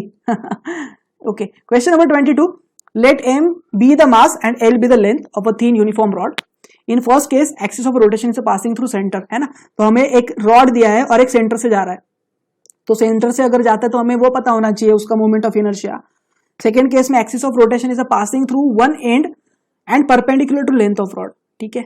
तो आपको क्या करना है, रेडियस ऑफ गायरेशन को ये करना है, कवर करना है यहाँ पे। तो पहले केस का और दूसरे केस का, अगर रॉड के सेंटर से जा रहा है तो उसका मोमेंट ऑफ इनर्शिया पता होना चाहिए, रॉड के एंड से जा रहा है तो उसका मोमेंट ऑफ इनर्शिया पता होना चाहिए इन टर्म्स ऑफ के। दोनों को कंपेयर करो, सिंपल क्वेश्चन, ये सिंपल क्वेश्चन है भाई, इसमें नाटक नहीं। क्वेश्चन नंबर 22 देखते हैं। क्वेश्चन नंबर 22 देखो, okay, I am L square upon 12 simple है ना, और I is equal to M के स्क्वायर, ये है रेडियस ऑफ गायरेशन पहले केस के लिए। ओके, तो एम के वन स्क्वायर के वन की वैल्यू होगी एल अपॉन 2√3, ये क्वेश्चन 1 में गया। When axis of rotation of rod is passing through one end of the rod, तो अगर एक एंड से जा रहा है तो एम के टू स्क्वायर ना, सो एम एल स्क्वायर अपॉन 3, तो के टी की वैल्यू क्या होगी, एल अपॉन √3 बन गई, है ना। तो के1 के2 के बीच में कंपेयर करो, आंसर आ गया हाफ। तो यहाँ पे सिर्फ आपको फॉर्मूला पता होना चाहिए, फॉर्मूला अगर सही ढंग से पता है तो काम बन गया, अगर नहीं तो गया, है ना। ये एम के स्क्वायर जो है ना, ये स्टैंडर्ड फॉर्मूला, इस तरह से इसको रिप्रेजेंट करते हैं। So M into radius of gyration का स्क्वायर, और यहाँ पे भी देखो रेडियस गायरेशन का स्क्वायर, तो एम एल स्क्वायर के साथ आपने इसको कंपेयर किया और कुछ नहीं किया। एनीवेज, तो क्वेश्चन नंबर 22 हो गया। क्वेश्चन नंबर 23 देखते हैं, यहाँ पे ही बता देता हूँ। क्वेश्चन नंबर 23 में उन्होंने क्या बोला था, आपके पास एक सिंपल पेंडुलम है और एक्सट्रीम पोजीशन पे जा रहा है, वहां पे वो हॉरिजॉन्टल के साथ एक वर्टिकल के साथ एक एंगल बना रहे थीटा। आपको ये बोलना है ये स्पेसिफिक केस में पोटेंशियल एनर्जी क्या होगी, ठीक है। तो आपको क्या करना है, mgh, ये पोटेंशियल एनर्जी होती है, लेकिन ये स्पेसिफिक केस में ये देखो, ये स्टैंडर्ड फॉर्मूला है, इसमें मुझे सॉल्व करने की जरूरत नहीं, mgl 1 माइनस कॉस थीटा, ये रटा हुआ होना चाहिए आपका। कैसे करते हैं देखते हैं। यहां से यहां तक इसकी टोटल लेंथ हो गई l, ठीक है। यहां पे अगर आप एक छोटा सा परपेंडिकुलर ड्रॉ करते हो तो cos theta is adjacent upon hypotenuse, so आपको एडजेसेंट की लेंथ मिल जाएगी। So complete length l minus l cos theta, that will be your h, समझ रहे हो। तो आपको h की वैल्यू ही निकालनी थी ना, तो l minus l cos theta, तो mgl 1 माइनस cos थीटा। तो option C question number 23 simple, within 5 seconds tick करके आना है। क्वेश्चन 23 हो गया। क्वेश्चन 24 देखते हैं। Question number 24, angular speed of hour hand, hour hand कितना होता है, 12 आवर्स होता है, 24 आवर्स होता है, 1 आवर होता है। अगर यहाँ पे 1 आवर आप लिख के आते हो तो गया क्वेश्चन, ठीक है। आवर हैंड, मिनट हैंड, ये आपको सही ढंग से करके आना है। आवर हैंड कितना होता है, 12 घंटा है, 24 घंटा, कितना होता है, ठीक है। अगर वो आपको पता है तो आपका क्वेश्चन बन गया। कितना है क्वेश्चन नंबर 24, चलो क्वेश्चन नंबर 24 12 घंटा होता है, तो उसके हिसाब से सॉल्व करेंगे। Question 24, theta is equal to omega t, इसका मतलब ओमेगा हो गया थीटा अपॉन टी, थीटा के जगह पे डालेंगे 2 पाई, ये मैक्सिमम एंगल हो गया, है ना। और यहाँ पे टाइम ड्यूरेशन 12 आवर्स, सो 12 इंटू 60 इंटू 60, ठीक है। तो ये हो गया 2 पाई के जगह पे 360 हो गया आपका। ये कट कर दो, डिग्री में पूछा है फाइनल आंसर, वो भी देखो डिग्री में पूछा है, रेडियन में पूछा है, तो उसके हिसाब से फाइनल आंसर होगा। रेडियन में पूछा है तो कन्वर्ट मत करो डिग्री में, ठीक है। ऐसा बेवकूफी कौन करता है भाई। ये 10 हो गया, ये 120 डिग्री पर सेकेंड, सो ऑप्शन हो गया 24 का सी। क्वेश्चन 25 देखते हैं। क्वेश्चन 25 मध्ये ते काय बोलतात बघूयात। The value of a gravitational acceleration g at a height h about the earth is g/4। तो g/4 दिया है उन्होंने एक स्पेसिफिक हाइट पे, ठीक है। तो आपको क्या निकालना है, h की वैल्यू निकालनी है। सिंपल क्वेश्चन, एकदम सिंपल, ह्याच्यापेक्षा सोपा येऊ शकत नाही एग्जाम मध्ये, ठीक है। Acceleration due to gravity at certain height, h का फॉर्मूला यूज करना है आपको। क्वेश्चन नंबर 25 कुठे गेला 25, जिसको सॉल्व करना है वीडियो पॉज करके करो, बाद में बोलो मत टाइम नहीं दिया। 1 मिनट का टाइम लो, सॉल्व करो, नहीं जम रहा है, जिसका नहीं जम रहा है वो देखो। g dash equal to g r upon r plus h the whole square, ठीक है। तो यहाँ पे देखो g डैश की वैल्यू है g/4 उन्होंने दिया है, g r upon r plus h the whole square, cut कर दो 1/2 r upon r plus h, तो 2 r equal to r plus h, r equal to h. ये फेमस क्वेश्चन है, बहुत बार उन्होंने पूछा है ऐसे टाइप का क्वेश्चन। लेकिन जो 24 है ना, उसमें मिनट हैंड, आवर हैंड, इसको अच्छे से करके जाओ, ऐसा क्वेश्चन आप दिख सकते हो एग्जाम में। तो क्वेश्चन नंबर 25 का आंसर हो गया ऑप्शन ए। क्वेश्चन नंबर 26 देखते हैं। इन पोटेंशियोमीटर एक्सपेरिमेंट, ठीक है। पोटेंशियोमीटर का एक स्टैंडर्ड फॉर्मूला होता है, वो आपको पता होना चाहिए। अगर वो पता है क्वेश्चन आ जाएगा। Null point is obtain at a particular point for a cell on a potentiometer wire x centimetre long. उसके बाद लेंथ उन्होंने इंक्रीज की है विदाउट चेंजिंग द सेल। तो बैलेंसिंग लेंथ क्या होगी, ठीक है। ड्राइविंग सोर्स को आपने चेंज नहीं किया है, इंक्रीज होगा, डिक्रीज होगा, चेंज नहीं होगा, बिकम 0। फैक्ट पता है, क्वेश्चन आ जाएगा, ठीक है। तो आई गेस आंसर सी होना चाहिए। देखते क्वेश्चन नंबर 26 का क्या है आंसर। आई गेस मारा है मैंने, ओके चलो। ओके गलत था, ठीक है देखते हैं, मैंने तो ऐसे ही सॉल्व नहीं किया था, ऐसे ही ओरली मारा था, सॉल्व करेंगे तो आ रहेगा correct. For potentiometer of a length x let null point be obtain for a particular cell of EMF E and L centimetre away, है ना, तो E equal to L V upon x. तो ये बन गया मेरा पहला क्वेश्चन, मतलब E upon V equal to L upon x, तो ई के लिए अगर लेंथ एल है तो वी के लिए कितनी होगी, ऐसा होता है वो, लेंथ इंक्रीज किया आपने, so E equal to L dash V upon X dash, है ना, तो रीअरेंज करना है इक्वेशन को, तो balancing length increases when if the length of the potential wire increases, so answer is a A, ठीक है, क्वेश्चन 26 का आंसर इज A। क्वेश्चन 27, चलो जो सॉल्व कर रहे हैं वो क्वेश्चन नंबर 27 रीड करेंगे, वीडियो पॉज करेंगे, सॉल्व करेंगे, जिनको नहीं आता वो मेरे साथ फॉलो करेंगे, ठीक है। क्वेश्चन नंबर 27, आयरन रॉड दिया है मेरे को और एक मैग्नेटिक फील्ड दिया है जिसकी इंटेंसिटी 200, ठीक है, ampere metre, magnetic flux through the rod, तो मैग्नेटिक फ्लक्स फाई की वैल्यू है मेरे पास, ए की वैल्यू है, ठीक है, so phi is equal to B into A होता है, तो मैग्नेटिक परमिएबिलिटी चाहिए हमें, तो फिर कैसे निकाले, सिंपल फॉर्मूला है, वन लाइनर क्वेश्चन, एक लाइन से ज्यादा जाएगा नहीं। क्वेश्चन नंबर 27, क्वेश्चन 27 एक लाइन से ज्यादा जाएगा नहीं। Question 27, mu is equals to B upon H होता है, तो बी के जगह पे क्या लिखोगे, फाई अपॉन ए, क्योंकि phi is equal to B into A होता है, flux is equals to magnetic field intensity into area, मतलब एक स्पेसिफिक एरिया में से कितना फ्लक्स जा रहा है उसको रिप्रेजेंट करता है, सो वो डॉट प्रोडक्ट होता है बी ए कॉस थीटा, थीटा की वैल्यू 0, सो बी ए होगा, सो 5 अपॉन ए इंटू एच, ठीक है, बी के जगह 5 अपॉन ए डाला, 5 की वैल्यू दी है, एरिया दिया है आपको, एच की वैल्यू दी है उन्होंने, तो आंसर इज 10⁻⁻3, तो ऑप्शन 27 के लिए सी होगा।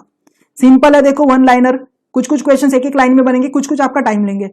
ओके, क्वेश्चन नंबर 27 हो गया। क्वेश्चन नंबर 28 बगुया क्या बोल रहा है क्वेश्चन 28 भाई साहब। Okay, alternating current off peak value 2/5 amperes flows through the primary coil of a transformer, alt peak value दिया है, ठीक है ना, तो आपको पीक वैल्यू वाला फॉर्मूला पता होना चाहिए, जो आप I0 is equal to IM वैसा कुछ तो फॉर्मूला है ना, वो लेना है आपको, कोएफिशिएंट ऑफ म्यूचुअल इंडक्शन लेना है between primary and secondary coil is 1 Henry, तो म्यूचुअल इंडक्शन का वैल्यू दिया है आपको, M का वैल्यू दिया है, peak EMF induced in a secondary coil कितना है निकालना है, एक लाइनर क्वेश्चन, ये 20 से 8 एक मिनट में सॉल्व करके बच्चे निकल जाते हैं। चलो क्वेश्चन 28 देखो। ओके, अभी ये दिखने के लिए इतना बड़ा दिख रहा है, बहुत सारे फॉर्मूले आपको अगर याद है तो लिखना नहीं पड़ेगा। I nought is equal to IRMS into square root of 2, ये फॉर्मूला के बारे में बात कर रहा था, RMS, ठीक है। अभी आप वैल्यू सब्स्टिट्यूट करो विच इज 2/π, लेकिन यहाँ पे M की वैल्यू 1 दी है, और यहाँ पे इंड्यूस्ड ईएमएफ जो होता है सेकेंडरी में that is M into di/dt, और I की वैल्यू होती है I0 sin omega t, so omega की वैल्यू है 2πn, ठीक है, तो ये 2πn फ्रीक्वेंसी की वैल्यू आपको दी है 50, तो 100π हो गया ये, तो since n is 50 is given, so E2 is 1, ठीक है, 1 हेनरी दिया है आपको म्यूचुअल, d/dt I की वैल्यू सब्स्टिट्यूट करो यहाँ पे, I0 sin ओमेगा t, तो डिफरेंशिएट करोगे तो साइन ओमेगा टी का डिफरेंशिएशन होगा कॉस ओमेगा टी, और ओमेगा टी का डिफरेंशिएशन होगा ओमेगा, सो आई नॉट की वैल्यू क्या है 2/π, ठीक है, सो 2/π इंटू ओमेगा की वैल्यू है 100π into cos of 100π T, so यहाँ पे pi pi cut 200 cos of 100π T, ठीक है ना, तो anyways so cos of n π T, ये कितने भी होने दो 100 200 300 वो आपको हमेशा 1 देगा, तो ई नॉट की जो वैल्यू है वो आपको 200 मिलेगी। देखो ना, ये E2 is equal to E naught cos of जो भी है, तो ये 200 आपको देगा ई नॉट की वैल्यू, तो अल्टीमेटली आपको 28 का आंसर मिला बी। अगेन ये 1 मिनट से अंदर हो जाता है क्वेश्चन। क्वेश्चन नंबर 28 एनीवेज हो गया। सो आपको क्या बोला था, पी के में बोला था ई नॉट, जो आपने कैलकुलेट किया। क्वेश्चन नंबर 29 देखते हैं, अभी मॉडर्न फिजिक्स के बारे में है। बच्चे यहाँ पे डरते हैं क्योंकि फॉर्मूले नहीं पता होते और कभी कभी वो बड़े भी होते हैं, तो मॉडर्न फिजिक्स में अगर आपको थोड़ी सी डिफिकल्टी आ रही है, ठीक है, तो एक दूसरा क्वेश्चन छोड़ सकते हो आप अगर डिफिकल्टी आ रही है तो, लेकिन अगर नहीं फॉर्मूले रटते हैं तो फिर क्वेश्चन नंबर 29 आप आराम से कर लोगे। Electron of a mass m has D Broglie's wavelength lambda, तो एक्सेलरेट किया है आपने potential difference v, proton of a mass m accelerate through the potential difference of 9v, de Broglie wavelength associated with, ठीक है, तो lambda, ठीक है, आपको दिया है पोटेंशियल डिफरेंस दिया है 9 वोल्ट, आपको कंपेयर करके निकालना है। क्वेश्चन नंबर 29 प्रॉपरली देखते हैं। क्वेश्चन 29 उठे गेला question 29। Okay, anyways so electron और एनी चार्ज पार्टिकल जब भी आप एक पोटेंशियल डिफरेंस एक्सेलरेट करते हो तो उसकी जो काइनेटिक एनर्जी होती है उसका फॉर्मूला होता है EV, ठीक है, सो इलेक्ट्रॉन वोल्ट, लेकिन एनर्जी की वैल्यू होते हैं हाफ ऑफ mv², है ना। तो यहाँ पे आप क्या करो पता है, ये जो इक्वेशन है जहां पे मेरा अभी एरो है, यहाँ पे डिवाइड और मल्टीप्लाई करो m से, तो m² v02 अपॉन m आएगा, तो mv क्या होता है p, तो न्यूमरेटर में आपका p² बचेगा, डिनोमिनेटर 2m आएगा, ठीक है। और p के जगह पे आप सब्स्टिट्यूट कर सकते हो h अपॉन लैम्डा, तो h square upon lambda square into 2m, ये बन गई मेरी e की वैल्यू। लेकिन अभी मेरे पास इक्वेशन 1 और 2 है और e की 2 वैल्यूज है मेरे पास, so ev is equal to h square upon 2m lambda square. तो इसका मतलब कट करो जो भी कट हो रहा है, तो लैम्डा की वैल्यू होगी h upon square root of 2m ev, that is equation 3। कभी कभी आप जब भी नोट्स निकालते हो तो बच्चे बहुत शार्प होते हैं, होशियार होते हैं, और हम लोग भी बताते हैं कि ऐसे कुछ कुछ जो फॉर्मूला इंटरमीडिएट वो आप नोट जो आपने फॉर्मूला लिस्ट बनाई उसमें ही ऐड कर दो, तो फिर वापस नहीं सॉल्व करना पड़ेगा ना, एग्जाम टाइम में थोड़ी इतना सब लिखते बैठोगे, है ना। तो lambda is equal to h upon square root of 2m ev, तो रेडीमेड फॉर्मूला यूज करो, तो lambda dash is equal to h upon 2, यहाँ पे स्मॉल m की जगह पे कैपिटल M दिया था और v की जगह पे 9 वोल्ट दिया है ना उन्होंने, तो सब्स्टिट्यूट करो और ओरिजिनल के साथ कंपेयर करो। So lambda dash equal to lambda by 3 square root of m upon m। So that is your answer, that is question number 29 का आंसर है ऑप्शन सी, ठीक है। ओके, अभी यहाँ पे अगर आपको ज्यादा टाइम गया सॉल्व करने में, मैं समझ सकता हूँ क्योंकि फॉर्मूला रटा नहीं था, डिराइव करना पड़ा, लेकिन अगर रेडीमेड आपका फॉर्मूला है, देखो ये आप अपना जो आपके प्रॉब्लम्स का जो आपने फॉर्मूला लिखा है वो शीट में आप ये फॉर्मूला ऐड कर दो डायरेक्टली, आपके पास होगा, टेक्स्ट बुक्स में से भी लिखा होगा तो भी वेल एंड गुड। तो ये होगा क्वेश्चन 29।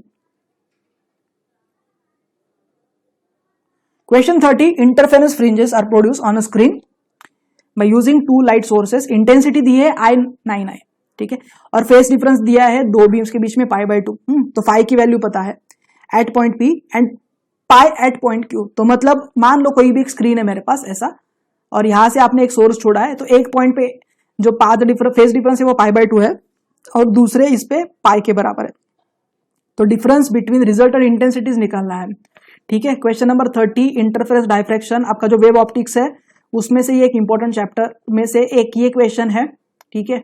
ओके, तो एट पॉइंट पे रिजल्टेंट इंटेंसिटी कितना हो गया, I1 I2 plus 2 times square root of I1 I2 cos theta, general formula use किया, सबका रटा हुआ होता है, ठीक है। तो डेल्टा इज इक्वल टू π/2 आपको दिया है पहले के लिए, सो आई पी, ठीक है, तो intensity at point P I plus 9I, ठीक है। यहाँ पे क्या है आपके पास कॉस ऑफ है ना कुछ, तो देखो पीछे question number 30, okay, cos of theta है तो कॉस ऑफ थीटा की जगह पे π/2 डालो, वो टर्म 0 होगा, तो आपकी एक वैल्यू बन गई 10I। सिमिलरली आप पाई के लिए सब्स्टिट्यूट कर सकते हो, है ना, तो क्यू के लिए आप सब्स्टिट्यूट करो, अल्टीमेटली आपको कुछ तो आंसर मिलेगा।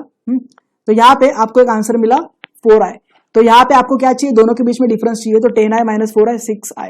तो एक सिंपल क्वेश्चन है, जिसने किया है इंटरफेरेंस डायफ्रैक्शन के बेसिक्स भी पता है तो भी ये क्वेश्चन होता है। देखो अभी तक हम लोग ने 30 क्वेश्चन देखे, ठीक है, तो जितने भी 30 क्वेश्चन आपने देखे, बताओ मुझे कि किधर टफ था, ठीक है। सिर्फ इतना था कि एप्लीकेशन बेस्ड क्वेश्चन पूछ रहे हैं, फॉर्मूले जिसको पता है, जिसने रिलेवेंट टेक्स्ट बुक के क्वेश्चंस भी अच्छे से किए हैं, जो आपके एक्सरसाइज के पीछे होते हैं, प्रीवियस ईयर के क्वेश्चन पेपर एक में करवा रहा हो आपको, तो आपको एक अंदाजा आ गया ना अभी कि कौन से पॉइंट पे वो क्वेश्चन पूछ रहे हैं, और यही जोन है उसके ऊपर आपका सीईटी का क्वेश्चन पेपर हमेशा वो खिलाता है, ठीक है। तो इस तरह से आपको करना होता है। ओके, क्वेश्चन नंबर 31 सिंपल दिख रही है, कैपेसिटर से रिलेटेड है, छोड़ के नहीं आना है। क्वेश्चन नंबर 31 देखो, 3 parallel plate capacitors connected in a parallel, तो C is equal to C1 plus C2 plus C3 होना चाहिए, सबका एरिया है A/3 एंड सेपरेशन दिया है D 2D 3D, ठीक है।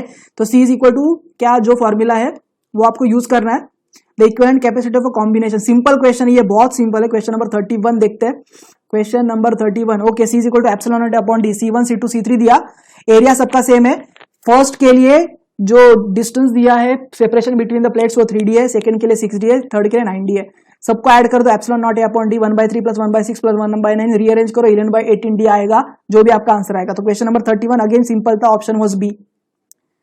ओके, क्वेश्चन नंबर 32, ऑसिलेटर दिया है, sustained oscillation, Barkhausen criteria is AB equal to A equal to voltage gain without feedback and B feedback factor, ठीक है। तो ये फीडबैक वगैरह के बारे में बात कर रहे हैं, मॉडर्न फिजिक्स का है, और ये मोस्टली आपका सेमीकंडक्टर वगैरह जो है उसमें से ये क्वेश्चन है, फैक्चुअल क्वेश्चन है, स्ट्रेट फॉरवर्ड क्वेश्चन। 32 फैक्ट पता है आएगा, जिसको फैक्ट नहीं पता है वो नहीं आएगा। तो सस्टेन्ड ऑसिलेशन के लिए बार्क-हाउसेन क्राइटेरिया A.B इक्वल्स टू 1 के बराबर है वो। ओके, तो क्वेश्चन नंबर 32 ऑप्शन सी, कुछ सॉल्व नहीं करना था, पता था, हो गया। एनीवेज क्वेश्चन नंबर 33 देखते हैं, लाइट वेवलेंथ दिया है lambda which is less than the threshold wavelength is incident of photosensitive material, ठीक है। तो एक फोटोसेंसिटिव मटेरियल, फोटोसेंसिटिव का मतलब क्या होता है, उसके ऊपर आप लाइट गिराओगे ना तो उसमें से इलेक्ट्रॉन्स इजीली बाहर आएंगे। If incident wavelength is decrease, तो जो इंसिडेंट वेव कर रहे थे आप वो डिक्रीज कर दिया, so that photo electrons are moving with the same velocity, तो स्टॉपिंग पोटेंशियल कितना होना चाहिए, ठीक है। तो ये जो है वो एक्सपेरिमेंट है जो आपने देखा होगा अपने टेक्स्ट बुक में। आप क्या करते हो, एक लाइट फोटोसेंसिटिव मटेरियल पे मार देते हो, उसकी वेवलेंथ होगी लैम्डा। लेकिन अभी आपने क्या किया, लैम्डा को डिक्रीज कर दिया, लेकिन जो वेलोसिटी है फोटो इलेक्ट्रॉन्स की अगर वो सेम है तो स्टॉपिंग पोटेंशियल आपको क्या करना पड़ेगा, बढ़ाना पड़ेगा, घटाना पड़ेगा, हाफ होगा, क्या होगा। सिंपल क्वेश्चन है, क्वेश्चन नंबर 33 फैक्चुअल बेस्ड है। एक लाइन में क्वेश्चन का आंसर आएगा, कंसेप्ट पता है तो एक लाइन में आएगा, नहीं पता है तो गया। So according to photo electron equation, ठीक है, तो HC upon lambda is equal to 5 -5 is equal to E equal to E new EV। तो E की वैल्यू हो गई काइनेटिक एनर्जी एंड 5 हो गया आपका work function. If we decrease the wavelength lambda, stopping potential V क्या होगा आपका, इंक्रीज होगा, है ना। तो लैम्डा के ऊपर देखो ना, यहाँ पे देखो, लैम्डा को डिक्रीज करो तो क्या फर्क पड़ेगा, ये डिक्रीज होगा तो ये इंक्रीज होगा ओवरऑल, तो V will increase. So in the question the words emitted photo electrons are moving with same velocity should not be there, ठीक है। तो कुछ एरर होगा आपके क्वेश्चन पेपर में, तो इसके लिए उन्होंने यहाँ पे सोल्यूशन में वो बता दिया है। क्वेश्चन 33। नेक्स्ट देखते हैं question number 34। A ray of a light traveling through a rarer medium is incident at very small angle I on a glass slab and after refraction its velocity is reduced by 20 degree. Angle of deviation कितना है, तो velocity 20 degree से decrease हो रही है, मतलब velocity कितनी होगी 80/20, 80/100 ऐसा कुछ तो होगा, तो 0.8 ऐसी कुछ तो होगी। एंगल ऑफ डेविएशन निकालना है, बहुत सिंपल क्वेश्चन है। क्वेश्चन नंबर 34 देखते हैं क्या उन्होंने बोला है, ठीक है। जिसको जो सॉल्व कर रहे हैं वो वीडियो पॉज करके सॉल्व करेंगे, जिनको नहीं आता वो देखेंगे। जो सिंसियर बच्चे हैं वो पॉज करके करो, आपका जितना होता है वो ट्राई करो, ठीक है। बिकॉज अगर आपको लगता है कि आपकी पढ़ाई हो रही है, आपको ये प्रैक्टिस करना चाहिए। तो 20% से डिक्रीज हो रहा है, तो रिफ्रैक्टिव इंडेक्स क्या होता है, sine i upon sine r, है ना, V1 अपॉन V2। अगर साइन आई की वैल्यू अगर आप कंसिडर करते हो आई के बराबर, जब भी थीटा छोटा होता है तभी ये कर सकते हो, तो sine i approximately equal to i, sine r approximately equal to r. तो V2 क्या हो गया, 0.8 टाइम्स V1 हो गया। So V1 upon V2 is equal to 1 upon 0.8। Rearrange किया ये इक्वेशन को और कुछ नहीं किया, दैट इज 5/4। तो I बाय आर की वैल्यू हो गई π/4।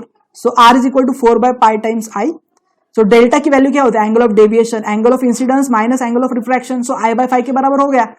सो ये डेल्टा की वैल्यू होगी I/5। सो क्वेश्चन नंबर 34 का ऑप्शन होगा ऑप्शन बी। क्वेश्चन नंबर 35 देखते हैं। Maximum frequency of transmitted radio wave, ये फैक्चुअल डेटा है, आता है तो आता है, ठीक है। आपका जो कम्युनिकेशन सिस्टम्स करके चैप्टर है उसमें ये होगा, maximum frequency of transmitted radio waves above which radio waves are no longer reflected back to ionosphere। ये कितना होगा आंसर, तो फैक्चुअल है, जिसको आता है वो अभी से टिक कर देगा। आपको क्या लगता है क्या आंसर होगा, चलो भाई बच्चों बताओ, जिसने पढ़ाई किया है बताओ, जिसने नहीं किया है वो ध्यान दो और अपनी नोटबुक में नोट डाउन कर लो। क्वेश्चन नंबर 35 नोट डाउन करना है, मतलब पूरा क्वेश्चन नहीं नोट डाउन करना है, सिर्फ पॉइंट नोट डाउन करो, ठीक है। क्वेश्चन नंबर 35 देखो, ठीक है। आइनोस्फेयर के लिए maximum frequency of radio waves जो रिफ्लेक्ट हो सकती है वो G√n, ये टेक्स्ट बुक के हिसाब से, where n is the electron density of ionosphere and G is the acceleration due to gravity. लेकिन करेक्ट फॉर्मूला जो है वो 9√n है, which is wrongly printed in a text book. तो यहाँ पे कुछ करेक्शंस भी है, तो अगर आपके क्वेश्चन पेपर में कुछ करेक्शंस होते हैं ना तो उसका टेंशन मत लो, आपको पूरे मार्क्स दिए जाते हैं, ठीक है। So you don't have to worry about it. और अगर ऐसा कुछ गलत अगर आपको दिखता है क्वेश्चन पेपर में तो वहां पे आप ज्यादा दिमाग मत लगाओ, ठीक है, अननेसेसरी की। या फिर कुछ बच्चे जो होते हैं वो एग्जामिनर होता है ना जो आपके ऊपर ध्यान रख रहे हैं एग्जाम हॉल में, उसको बुला के इसके ऊपर 5 मिनट बहस करते हो, आप खत्म करके आगे निकलो, ठीक है। अगर आपको डाउट है थोड़ा भी छोड़ दो क्वेश्चन, आगे मूव करो, ठीक है, कोई टेंशन लेने की गरज नहीं है, ठीक है। बाद में आप उसको टिक करो कोई तो एक ऑप्शन, यस, क्योंकि नेगेटिव मार्किंग अपने पास है नहीं, ओके।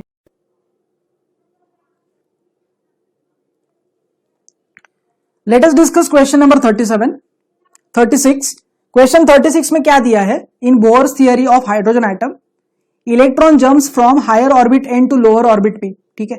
तो wavelength will be minimum for the transition. तो आपको ये क्वेश्चन निकालना है, तो इसके लिए एक स्टैंडर्ड फॉर्मूला अगर आपको वो पता है तो आप इसका आंसर इजीली निकाल सकते हो। तो आपको ये देखना है कि कौन से केस में आपका जो वेवलेंथ है वो मिनिमम होगा, ठीक है। तो वेवलेंथ मिनिमम है तो उसके लिए आपको ये ABCD ये 4 ऑप्शन है, उसमें से एक ऑप्शन आपको चॉइस करना है। क्वेश्चन नंबर 36 देखते हैं, जो सॉल्व कर रहे हैं मेरे साथ वो डेफिनेटली करेंगे। क्वेश्चन नंबर 36 देखो। So according to Bohr's theory wavelength of a radiation emitted is given by 1 upon lambda is equal to R 1 upon n final square minus 1 upon ni square. तो ni की value आपको 2 दी है, n final की value 1 दी है ना। तो मिनिमम कब होगा, so energy difference delta is E2 minus E1 is maximum, है ना। सो ऑप्शन आपका डी होना चाहिए, तभी जाके आपको करेक्ट रिजल्ट मिलेगा। So question number 36, n equal to 2 to p equal to 1। Question number 37, two identical parallel plate capacitors दिए, उनको सीरीज कॉम्बिनेशन में कनेक्ट किया है और उनके अक्रॉस एक बैटरी दी है V, ठीक है। If one of the capacitor is completely filled with dielectric material constant k, तो पोटेंशियल डिफरेंस कितना होगा। तो आपको क्या करना है, देखो यहां पे आपको एक कैपेसिटर दिया है और उसके बीच में एक डाइलेक्ट्रिक कांस्टेंट उन्होंने फिल कर दिया है।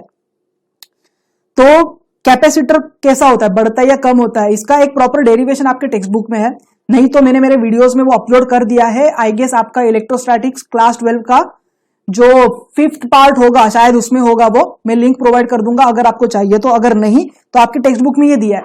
तो आपको पोटेंशियल डिफरेंस निकालना है अदर का, ठीक है। तो 37, क्वेश्चन 37 जो सॉल्व कर रहे हैं वो वीडियो पॉज करके सॉल्व करो। क्वेश्चन 37 देखो क्या दिया है इन्होंने। Question number 37, if we fill one of the capacitor with dielectric material of a constant k, तो जो कैपेसिटर होगा ना तो उसकी जो वैल्यू होगी that will be equal to k times C1। तो अगर k टाइम्स C1 इसकी वैल्यू है, तो हमें यह पता है कि अगर आप सीरीज कॉम्बिनेशन में कैपेसिटर्स को रखते हो तो charge C1 V1 C2 V2 के बराबर होता है। सो यहाँ पे C1 V1 C2 V2 ये जो चार्ज है आपके पास, इसको अगर आप कंपेयर करते हो तो आपको C1 upon C2 will be equal to V2 upon V1, ये इक्वेशन मिलेगा।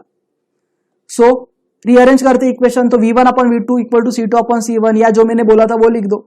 सो V1 अपॉन जो आपका पोटेंशियल सेकंड है that will be V1 plus V2, so equal to C2 upon C1 plus C2। तो यहाँ पे आप जो C2 आपको मिला था K C1 वो सब्स्टिट्यूट कर देना, V1 की वैल्यू आपको मिल जाएगी। तो इस तरह से आप क्वेश्चन नंबर 37 को प्रोसीड कर सकते हो, प्रोवाइडेड आपको फॉर्मूला पता है और सब्स्टिट्यूशन अगर आप कर सकते हो तो क्वेश्चन नंबर 37 जैसा जो क्वेश्चन आता है कैपेसिटर्स के ऊपर बेस सीरीज पैरेलल कॉम्बिनेशन वाला, वो गलत नहीं होगा, ठीक है। क्वेश्चन नंबर 38 देखते हैं अभी। क्वेश्चन नंबर 38 में वो क्या बोल रहे हैं, the LC parallel resonant circuit, ठीक है, has a very high impedance, has a very high current, acts as a resistance of a very low value, has a zero impedance। तो ये सिंपल क्वेश्चन है, इसका इंपीडेंस जो होता है वो बहुत हाई होता है, तो जिनको जिनको ऑप्शन ए लग रहा है वो करेक्ट है। क्वेश्चन नंबर नेक्स्ट देखते हैं 39, galvanometer of a resistance 30 ohm is connected to a battery of EMF 2 volt with 1970 resistance in a series. तो 30 वोल्ट है और 1970 सीरीज में है, ठीक है। Full scale deflection of a 20 division is obtained in the galvanometer to reduce the deflection to 10 divisions, resistance in a series to be required। तो क्या होना चाहिए वैल्यू, ठीक है ना। तो अभी हमें यह देखना है कि रेजिस्टेंस जो है वो कनेक्ट तो किया है इन्होंने, तो हमें कुछ तो ऐड करना पड़ेगा। 1970 इसके साथ 30 को ऐड करना पड़ेगा, तो 2000 आंसर आएगा। तो अगर आपको डिफ्लेक्शन आधा करना है, ठीक है, तो करंट की वैल्यू के ऊपर आपको काम करना पड़ेगा, तो रेजिस्टेंस डबल करना पड़ेगा। तो 4000 आपका रेजिस्टेंस आएगा, उसमें से 30 माइनस करोगे तो 3970 आपका आंसर होना चाहिए। देखो मैंने ओरली किया, लेट्स सी करेक्ट है क्या। क्वेश्चन नंबर 39, क्वेश्चन 39 देखते हैं। Yes, my answer is correct. So total resistance is 1970 plus 30, so 2000 ohm. To reduce the current to half, total resistance should be double, है ना। तो टोटल रेजिस्टेंस डबल करना चाहिए आपको। सो 4000 किया आपने, सो रेजिस्टेंस आपको मिला फाइनल रेजिस्टेंस 3970। देखो कुछ क्वेश्चंस अगर आपको पता है तो आप ओरली भी उड़ा सकते हो। तो क्वेश्चन नंबर 39 उड़ गया आपका। क्वेश्चन 40 देखते हैं। क्वेश्चन 40 कुठे गेला question 40। Okay, to coherent sources P and Q produce interference at a point A on the screen where there is a dark band which is a form between 4th bright and 5th bright band। Wavelength दिया है आपको, तो यहाँ पे आप क्या करोगे, आप सबसे पहले एक रिलेशन फाइंड आउट करो। अगर वेवलेंथ की वैल्यू आप पहले ही फॉर्मूला में डालो मत, अननेसेसरी वो बड़ा हो जाता है। इंटरफेरेंस डायफ्रेक्शन आपका जो वेव ऑप्टिक्स है इसमें से ये सबसे बेसिक क्वेश्चन है, इससे सिंपल वो आपको दे नहीं सकते। और अपेक्षा कर रहे हो, क्या कर रहे हो आप, है ना। मतलब अगर आपको 45 मिनट्स में पेपर सॉल्व करना है, 50 क्वेश्चन करने हैं, मतलब 50 सेकंड में आपका एक क्वेश्चन होना चाहिए, क्वेश्चन पढ़ के सॉल्व करना है। तो बहुत बड़े क्वेश्चन भी वो नहीं देंगे, अगर दे रहे हैं तो वहां पे आपको टाइम वेस्ट नहीं करना है। तो यहाँ पे फेज डिफरेंस की वैल्यू है 2n-1। तो 5th डार्क बैंड के लिए फाई की वैल्यू आपकी 9 पाई है ना, n की वैल्यू आप 5 सब्स्टिट्यूट करो। तो path difference x equal to lambda upon 2 pi into 5। So lambda upon 2 pi, phi की वैल्यू होगी 9 पाई के बराबर। सो कट हो जाएगा, सो 9/2 लैम्डा, लैम्डा की जगह पे 6 × 10⁻5 सब्स्टिट्यूट कर दोगे तो पाथ डिफरेंस आपका होगा 2.7 × 10⁻4 सेंटीमीटर के बराबर। सो 40 का होगा ऑप्शन डी, ठीक है, सिंपल था। क्वेश्चन नंबर 41 देखते हैं। ओके, क्वेश्चन नंबर 41 में थोड़ा सा जिसके पास दिमाग है उसको आएगा। एक सिंबल दिया है और आपको आइडेंटिफाई करना है इसमें से लाइट एमिटिंग डायोड कौन सा है। तो देखो ना, ऐसा कौन सा डायग्राम है जिसमें से लाइट बाहर गिर रही है ऐसा दिख रहा है। ए में तो नहीं, लाइट आपके अंदर की तरफ आ रही है, सनलाइट अंदर की तरफ आ रही है। सी और डी में तो लाइट का सवाल ही नहीं है ना, तो बी में ही ऐसा कुछ दिख रहा है आपको जहां से लाइट बाहर आ रही है। सो क्वेश्चन नंबर 41 जो है उसका आंसर है ऑप्शन बी। क्वेश्चन नंबर 42 देखते हैं। The amount of work done in increasing voltage across the plates of a capacitor from 5 volt to 10 volt is a W, और इंक्रीज करना है 10 वोल्ट टू 15 वोल्ट। ठीक है, तो कैपेसिटर बोला है, तो कैपेसिटर के लिए वर्क डन का फॉर्मूला क्या होता है? Half of C V square होता है। ठीक है, तो पहले केस के लिए आप डब्ल्यू के लिए सेम फॉर्मूला यूज करो, half of C V two square minus V one square upon half of C V two square V one square के हिसाब से, फाइनल माइनस इनिशियल के हिसाब से, और इसके हिसाब से आपको डब्ल्यू की वैल्यू मिल जाएगी। सिंपल है क्वेश्चन 42, सिर्फ सब्स्टिट्यूशन आपको आना चाहिए। ओके, किधर गया question 42? Yes, so W is half of CV square, work done is in increasing the potential is given by W is equal to DU directly proportional to V2 square minus V1 square. So W1 upon W2 equal to V2 square minus V1 square upon V3 square minus V2 square, है ना, जो potential से वही value दी है हमें। V1 5 दिया है, V2 10 दिया है, V3 15 दिया है, सब्स्टिट्यूट करो वैल्यूज को, 10 square minus 5 square upon 15 square minus 10 square, तो 75 अपॉन 125, 1.67 टाइम्स W। तो 42 का आंसर हो गया W, जिसका जिसका ये आया है वेरी गुड। ओके, क्वेश्चन 43 देखते हैं अभी। क्वेश्चन 43 मध्ये काय बोलता है। एनीवेज, जो सॉल्व कर रहे हैं वो वीडियो पॉज करके सॉल्व करो, जो नहीं कर रहे वो मेरे साथ पढ़ेंगे आगे। 43 मैग्नेटिक फ्लक्स दिया है आपको, फाई की value 4 × 10⁻⁴ weber, it reduces to 10% to its original value in t seconds if the EMF induced is 0.72 millivolt, then t in seconds कितना होगा। ठीक है, तो यहां पे आपको टाइम निकालना है और E is equal to d∅ upon dt होता है कि नहीं। तो पहले आपका φ1 की वैल्यू है 4 × 10⁻⁴ एंड जो φ2 है, ठीक है, 4 × 10⁻⁴ इंटू -1, ये -1 क्यों आया? बिकॉज 10% रिड्यूस हुआ है, तो डिवाइड बाय करो, मतलब 10% रिड्यूस करो, कितना होगा, है ना। और उसके बाद EMF की वैल्यू दी है आपको, तो t निकाल सकते हैं। क्वेश्चन 43 देखो, तो आधा तो मैंने इधर ही सॉल्व किया। क्वेश्चन 43 देखते क्या है। सो φ1 4 × 10⁻⁴ वेबर, φ2 इज इक्वल टू 0.151, है ना, तो 4 × 10⁻⁵ वेबर। सो E की वैल्यू दी है, t निकालना है, तो E is minus d∅ upon dt, जैसे मैंने बोला था dt चाहिए, d∅ अपॉन dt, सो φ1 माइनस φ2 कर दो अपॉन E करो, हाफ, दैट इज 0.5 सेकेंड, बन गए एक लाइन में question. That is question number 43 का आंसर हो गया सी, जिसको जिसको एकदम फास्ट मिला है, वेरी गुड। क्वेश्चन नंबर 43 देखते हैं। 43 हुआ, 44 देखते हैं। Resolving power of telescope increases, wavelength of a light decreases, wavelength of a light increases, focal length of eyepiece increases, focal length of eyepiece decreases. तो ये चारों में से कौन सा करेक्ट है?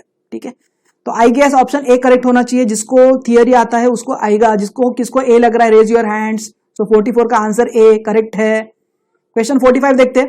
When a light of a wavelength lambda is incident on a photosensitive surface, stopping potential is a v, then light of a wavelength 3 lambda is incident on the same surface, stopping potential is v/6। Threshold निकालना है आपको, तो lambda और 3 lambda compare और v और v/6 का comparison है। Wavelength निकालना, निकाल सकते हैं कि आंसर इज एस। 45 देखते हैं सोल्यूशन में वो क्या बोल रहे हैं। सो 45 में सोल्यूशन में भाई साहब क्या बोल रहे हैं देखते हैं। hc upon lambda -5 is equal two electron volt, ये हमें पता है। सो लैम्डा इंसिडेंट होता है तो पोटेंशियल जो है स्टॉपिंग पोटेंशियल v के बराबर है, और जब भी वेवलेंथ 3 लैम्डा होता है तो पोटेंशियल v/6 के बराबर होता है। तो hc upon lambda equal to ev+5 and hc upon 3 lambda, मतलब 3 लैम्डा के लिए यूज कर रहे हैं, और स्टॉपिंग पोटेंशियल हो गया v के जगह पे लिखोगे v/6, that is my equation 2। अभी हमें क्या करना है, इक्वेशन 2 को रीअरेंज करते हैं, तो 6 को यहाँ पे सब जगह पे मल्टीप्लाई कर दो, तो आंसर आएगा 2hc upon lambda equal to ev+6/5। तो ये क्यों करना है, अल्टीमेटली कुछ वैल्यूज हमें नहीं चाहिए तो उसको हटा रहे हैं हम लोग। तो 1 और 3 अगर आप सब्ट्रैक्ट करते हो तो hc upon lambda will be equals to 5 × 5। तो ये बन गया आपका एक इक्वेशन। तो 5 की वैल्यू होती है hc अपॉन लैम्डा नॉट, तो रीअरेंज करो, आपको पता चलेगा लैम्डा नॉट की वैल्यू हो गई 5 लैम्डा के बराबर। सो क्वेश्चन नंबर 45 जो आपका है उसका आपका आंसर बन गया ऑप्शन डी। किसका किसका आया option D, very good. Question 46 देखते हैं। Brewster's law, except for polish metallic surfaces the polarising angle is, ठीक है, depends on wavelength and it's different for different colours, independent of a wavelength and it's different for different colours, independent of a wavelength and is same for different colours, depends on wavelength and is same for different colours. सब कुछ same लग रहा है ना, ठीक है। जिसको basic आता है उसको ये क्वेश्चन आएगा। 46 जो क्वेश्चन है पूरा बेसिक नॉलेज के ऊपर है, ठीक है। 46 option A, depends on wavelength and it is different for different colours, ठीक है। 46 का सॉल्यूशन देख लेते हैं एक बार, कुछ बोला है क्या। Question 46, according to Brewster's law polarising angle जो है it depends on wavelength and it is different for different colours. तो ये फैक्ट है, अगर पता है तो आता है, नहीं आता है तो थुक्का मार के आने का। 46 हो गया। Question 47, okay, two particles x and y having equal charges being accelerated through the same potential difference enters a region of a uniform magnetic field। तो मेरे पास चार्जेस है ना, और वो यूनिफॉर्म मैग्नेटिक फील्ड में जा रहा है। तो F is equal to Q V sine theta एक फोर्स होता है, और F is equal to M V square upon R ये फोर्स होता है, क्योंकि जब भी वो एक मैग्नेटिक फील्ड में जाते हैं तो दो फोर्सेस उसके ऊपर लगते हैं। तो जो रेडियस होता है वो R1 एंड R2 के बराबर होता है। तो रेशो आपको निकालना है कितना होगा। तो एक जनरल आइडिया मैंने आपको दे दिया, फॉर्मूलाज को कंपेयर करके आपको कुछ वैल्यूज निकाल के एक्स और वाई के आंसर्स तक पहुंचना है। 47 देखते हैं क्वेश्चन, ठीक है। क्वेश्चन 47, फोर्स की वैल्यू है मैग्नेटिक फील्ड में QVB sine theta, F C centripetal force MV square upon R, sine theta की वैल्यू है 1, so MV square upon R QB. तो आर की वैल्यू होगी एमवी अपॉन क्यूबी। तो ये आर की वैल्यू निकाली, डायरेक्टली आप याद कर सकते हो। तो आपका जो नोट्स आप बना रहे हो फॉर्मूला शीट उसमें आप आर की वैल्यू सब्स्टिट्यूट कर देना। तो R X upon R Y, M X V X upon M Y V Y, QB तो कांस्टेंट है ना। तो R X equal to M X V X M Y V Y. तो half of M X V X square equal to half of M Y V Y square, क्योंकि kinetic energy जो है वो हमें निकालनी है। तो पोटेंशियल डिफरेंस अगर सेम है, काइनेटिक एनर्जी सेम है, तो ये जो M X square V X square half of M Y V Y square ये जो चीज होगी ना ये भी सेम होगी। So V X upon V Y square root of M Y upon M X. So यहां पे आपको क्या मिलेगा, इक्वेशन 1 में सब्स्टिट्यूट करो। So M X upon M Y की वैल्यू आपको R1 एंड R2 के टर्म्स में मिलेगी। तो ये हो गया आपका क्वेश्चन नंबर 47 के लिए हिंट एंड सॉल्यूशन। क्वेश्चन 48 देखते हैं।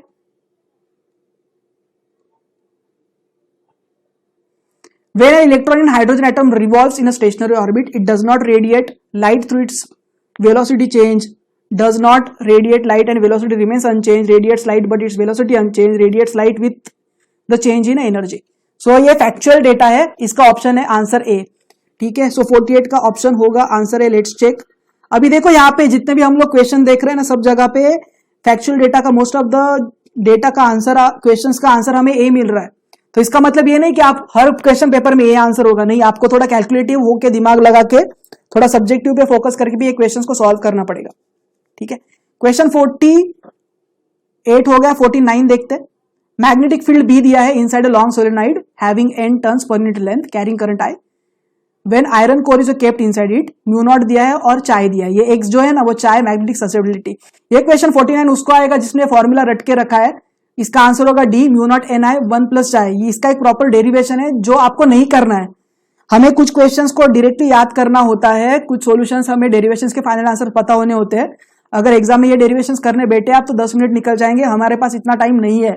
जहां पे 10 मिनट में आपको 15 क्वेश्चंस करने, वहां पे एक क्वेश्चन के लिए 10 मिनट एफोर्ड नहीं कर पाते हो।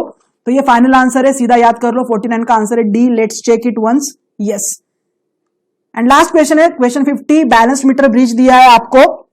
Resistance of a bridge wire 0.1 ohm per centimetre. Unknown resistance X connect किया है लेफ्ट गैप में, 6 ओम राइट गैप में। नल पॉइंट जो है वो 2:3 वायर को डिवाइड करता है। करंट ड्रॉ चाहिए आपको, ठीक है ना। तो यहाँ पे आप वो आपका मीटर ब्रिज का एनालाइज करो। R1 R2 है आपके पास, एक नोन है एक अननोन है, और वायर का रेशो पता है। तो देखते हैं क्वेश्चन नंबर 15 क्या बोल रहा है। सो एनीवेज पहले डायग्राम देखो। क्वेश्चन 50 में दिया है तो यस x और 6 दिया है, नोन अननोन रेजिस्टेंस, ये L1 L2 है। तो पहले आप रिलेशन निकाल रहे हो, x अपॉन इक्वल टू 2/3। तो x की वैल्यू हो गई 4 ओम। सो L1 अपॉन L2 2:3 है, तो L1 प्लस L2 100 होना चाहिए, है ना। तो L1 40 हो गया, L2 आपका 60 हो गया। L1 अपॉन L2 तो है ये। So R1 is resistance of L1 14 to 0.14 ohm, R2 is resistance of L2 16 to 0.16 ohm. So अगर करंट नहीं जा रहा है गैलोमीटर से तो उसको नेग्लेक्ट कर सकते हैं। तो x equal to 4 ohm and 6 ohm in a series gives 10 ohm. So R1 R2 अगर सीरीज में रखते हो तो 10 ohm मिल गया आपको, और 10 ohm आपका पैरेलल हो गया तो 5 ohm, तो I होगी V अपॉन R, तो अल्टीमेटली 1 एम्पियर, है ना। तो मतलब आपका जो 50 का फाइनल आंसर है that is A, option A. So हम लोग ने अभी सक्सेसफुली एक टेस्ट को देखा, 50 क्वेश्चन हम लोग ने प्रॉपर डिस्कस किए। अभी मैंने जो एक्सप्लेन किया होगा शायद बहुत टाइम गया होगा, लेकिन एग्जाम में अगर आप ये सॉल्व करो तो आपको ये 45 मिनट्स में करना है। आपको अभी ये लेक्चर के बाद एक आइडिया आ गई होगी कि कौन से टाइप के क्वेश्चंस वो पूछ रहे हैं, आपको अपनी लेवल पता चल गई होगी।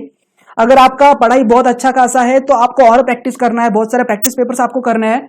अगर आप इनिशियल लेवल पे हो, अभी भी आपका इतना ज्यादा पढ़ाई नहीं हुआ है, तो भी आप प्रैक्टिस स्टार्ट करो। पहले आप फॉर्मूला शीट बनाओ, आपके जो टेक्स्ट बुक है उसमें से बेसिक क्वेश्चंस आप कर लो। उसके बाद आप धीरे धीरे धीरे आपके पास कोई भी एक रेफरेंस बुक होगा, बहुत सारे सीईटी के क्वेश्चन के बुक्स होते हैं जिसमें सॉल्व सॉल्यूशंस होते हैं। एक एक चैप्टर आप सिंपल से स्टार्ट करो, उसके बाद टफ पे जाओ। लेकिन प्रैक्टिस टेस्ट ऐसे ही आपको बहुत सारे देने, बहुत सारे इंस्टीट्यूट फ्री में प्रैक्टिस टेस्ट प्रोवाइड करते हैं, उसको सॉल्व करो।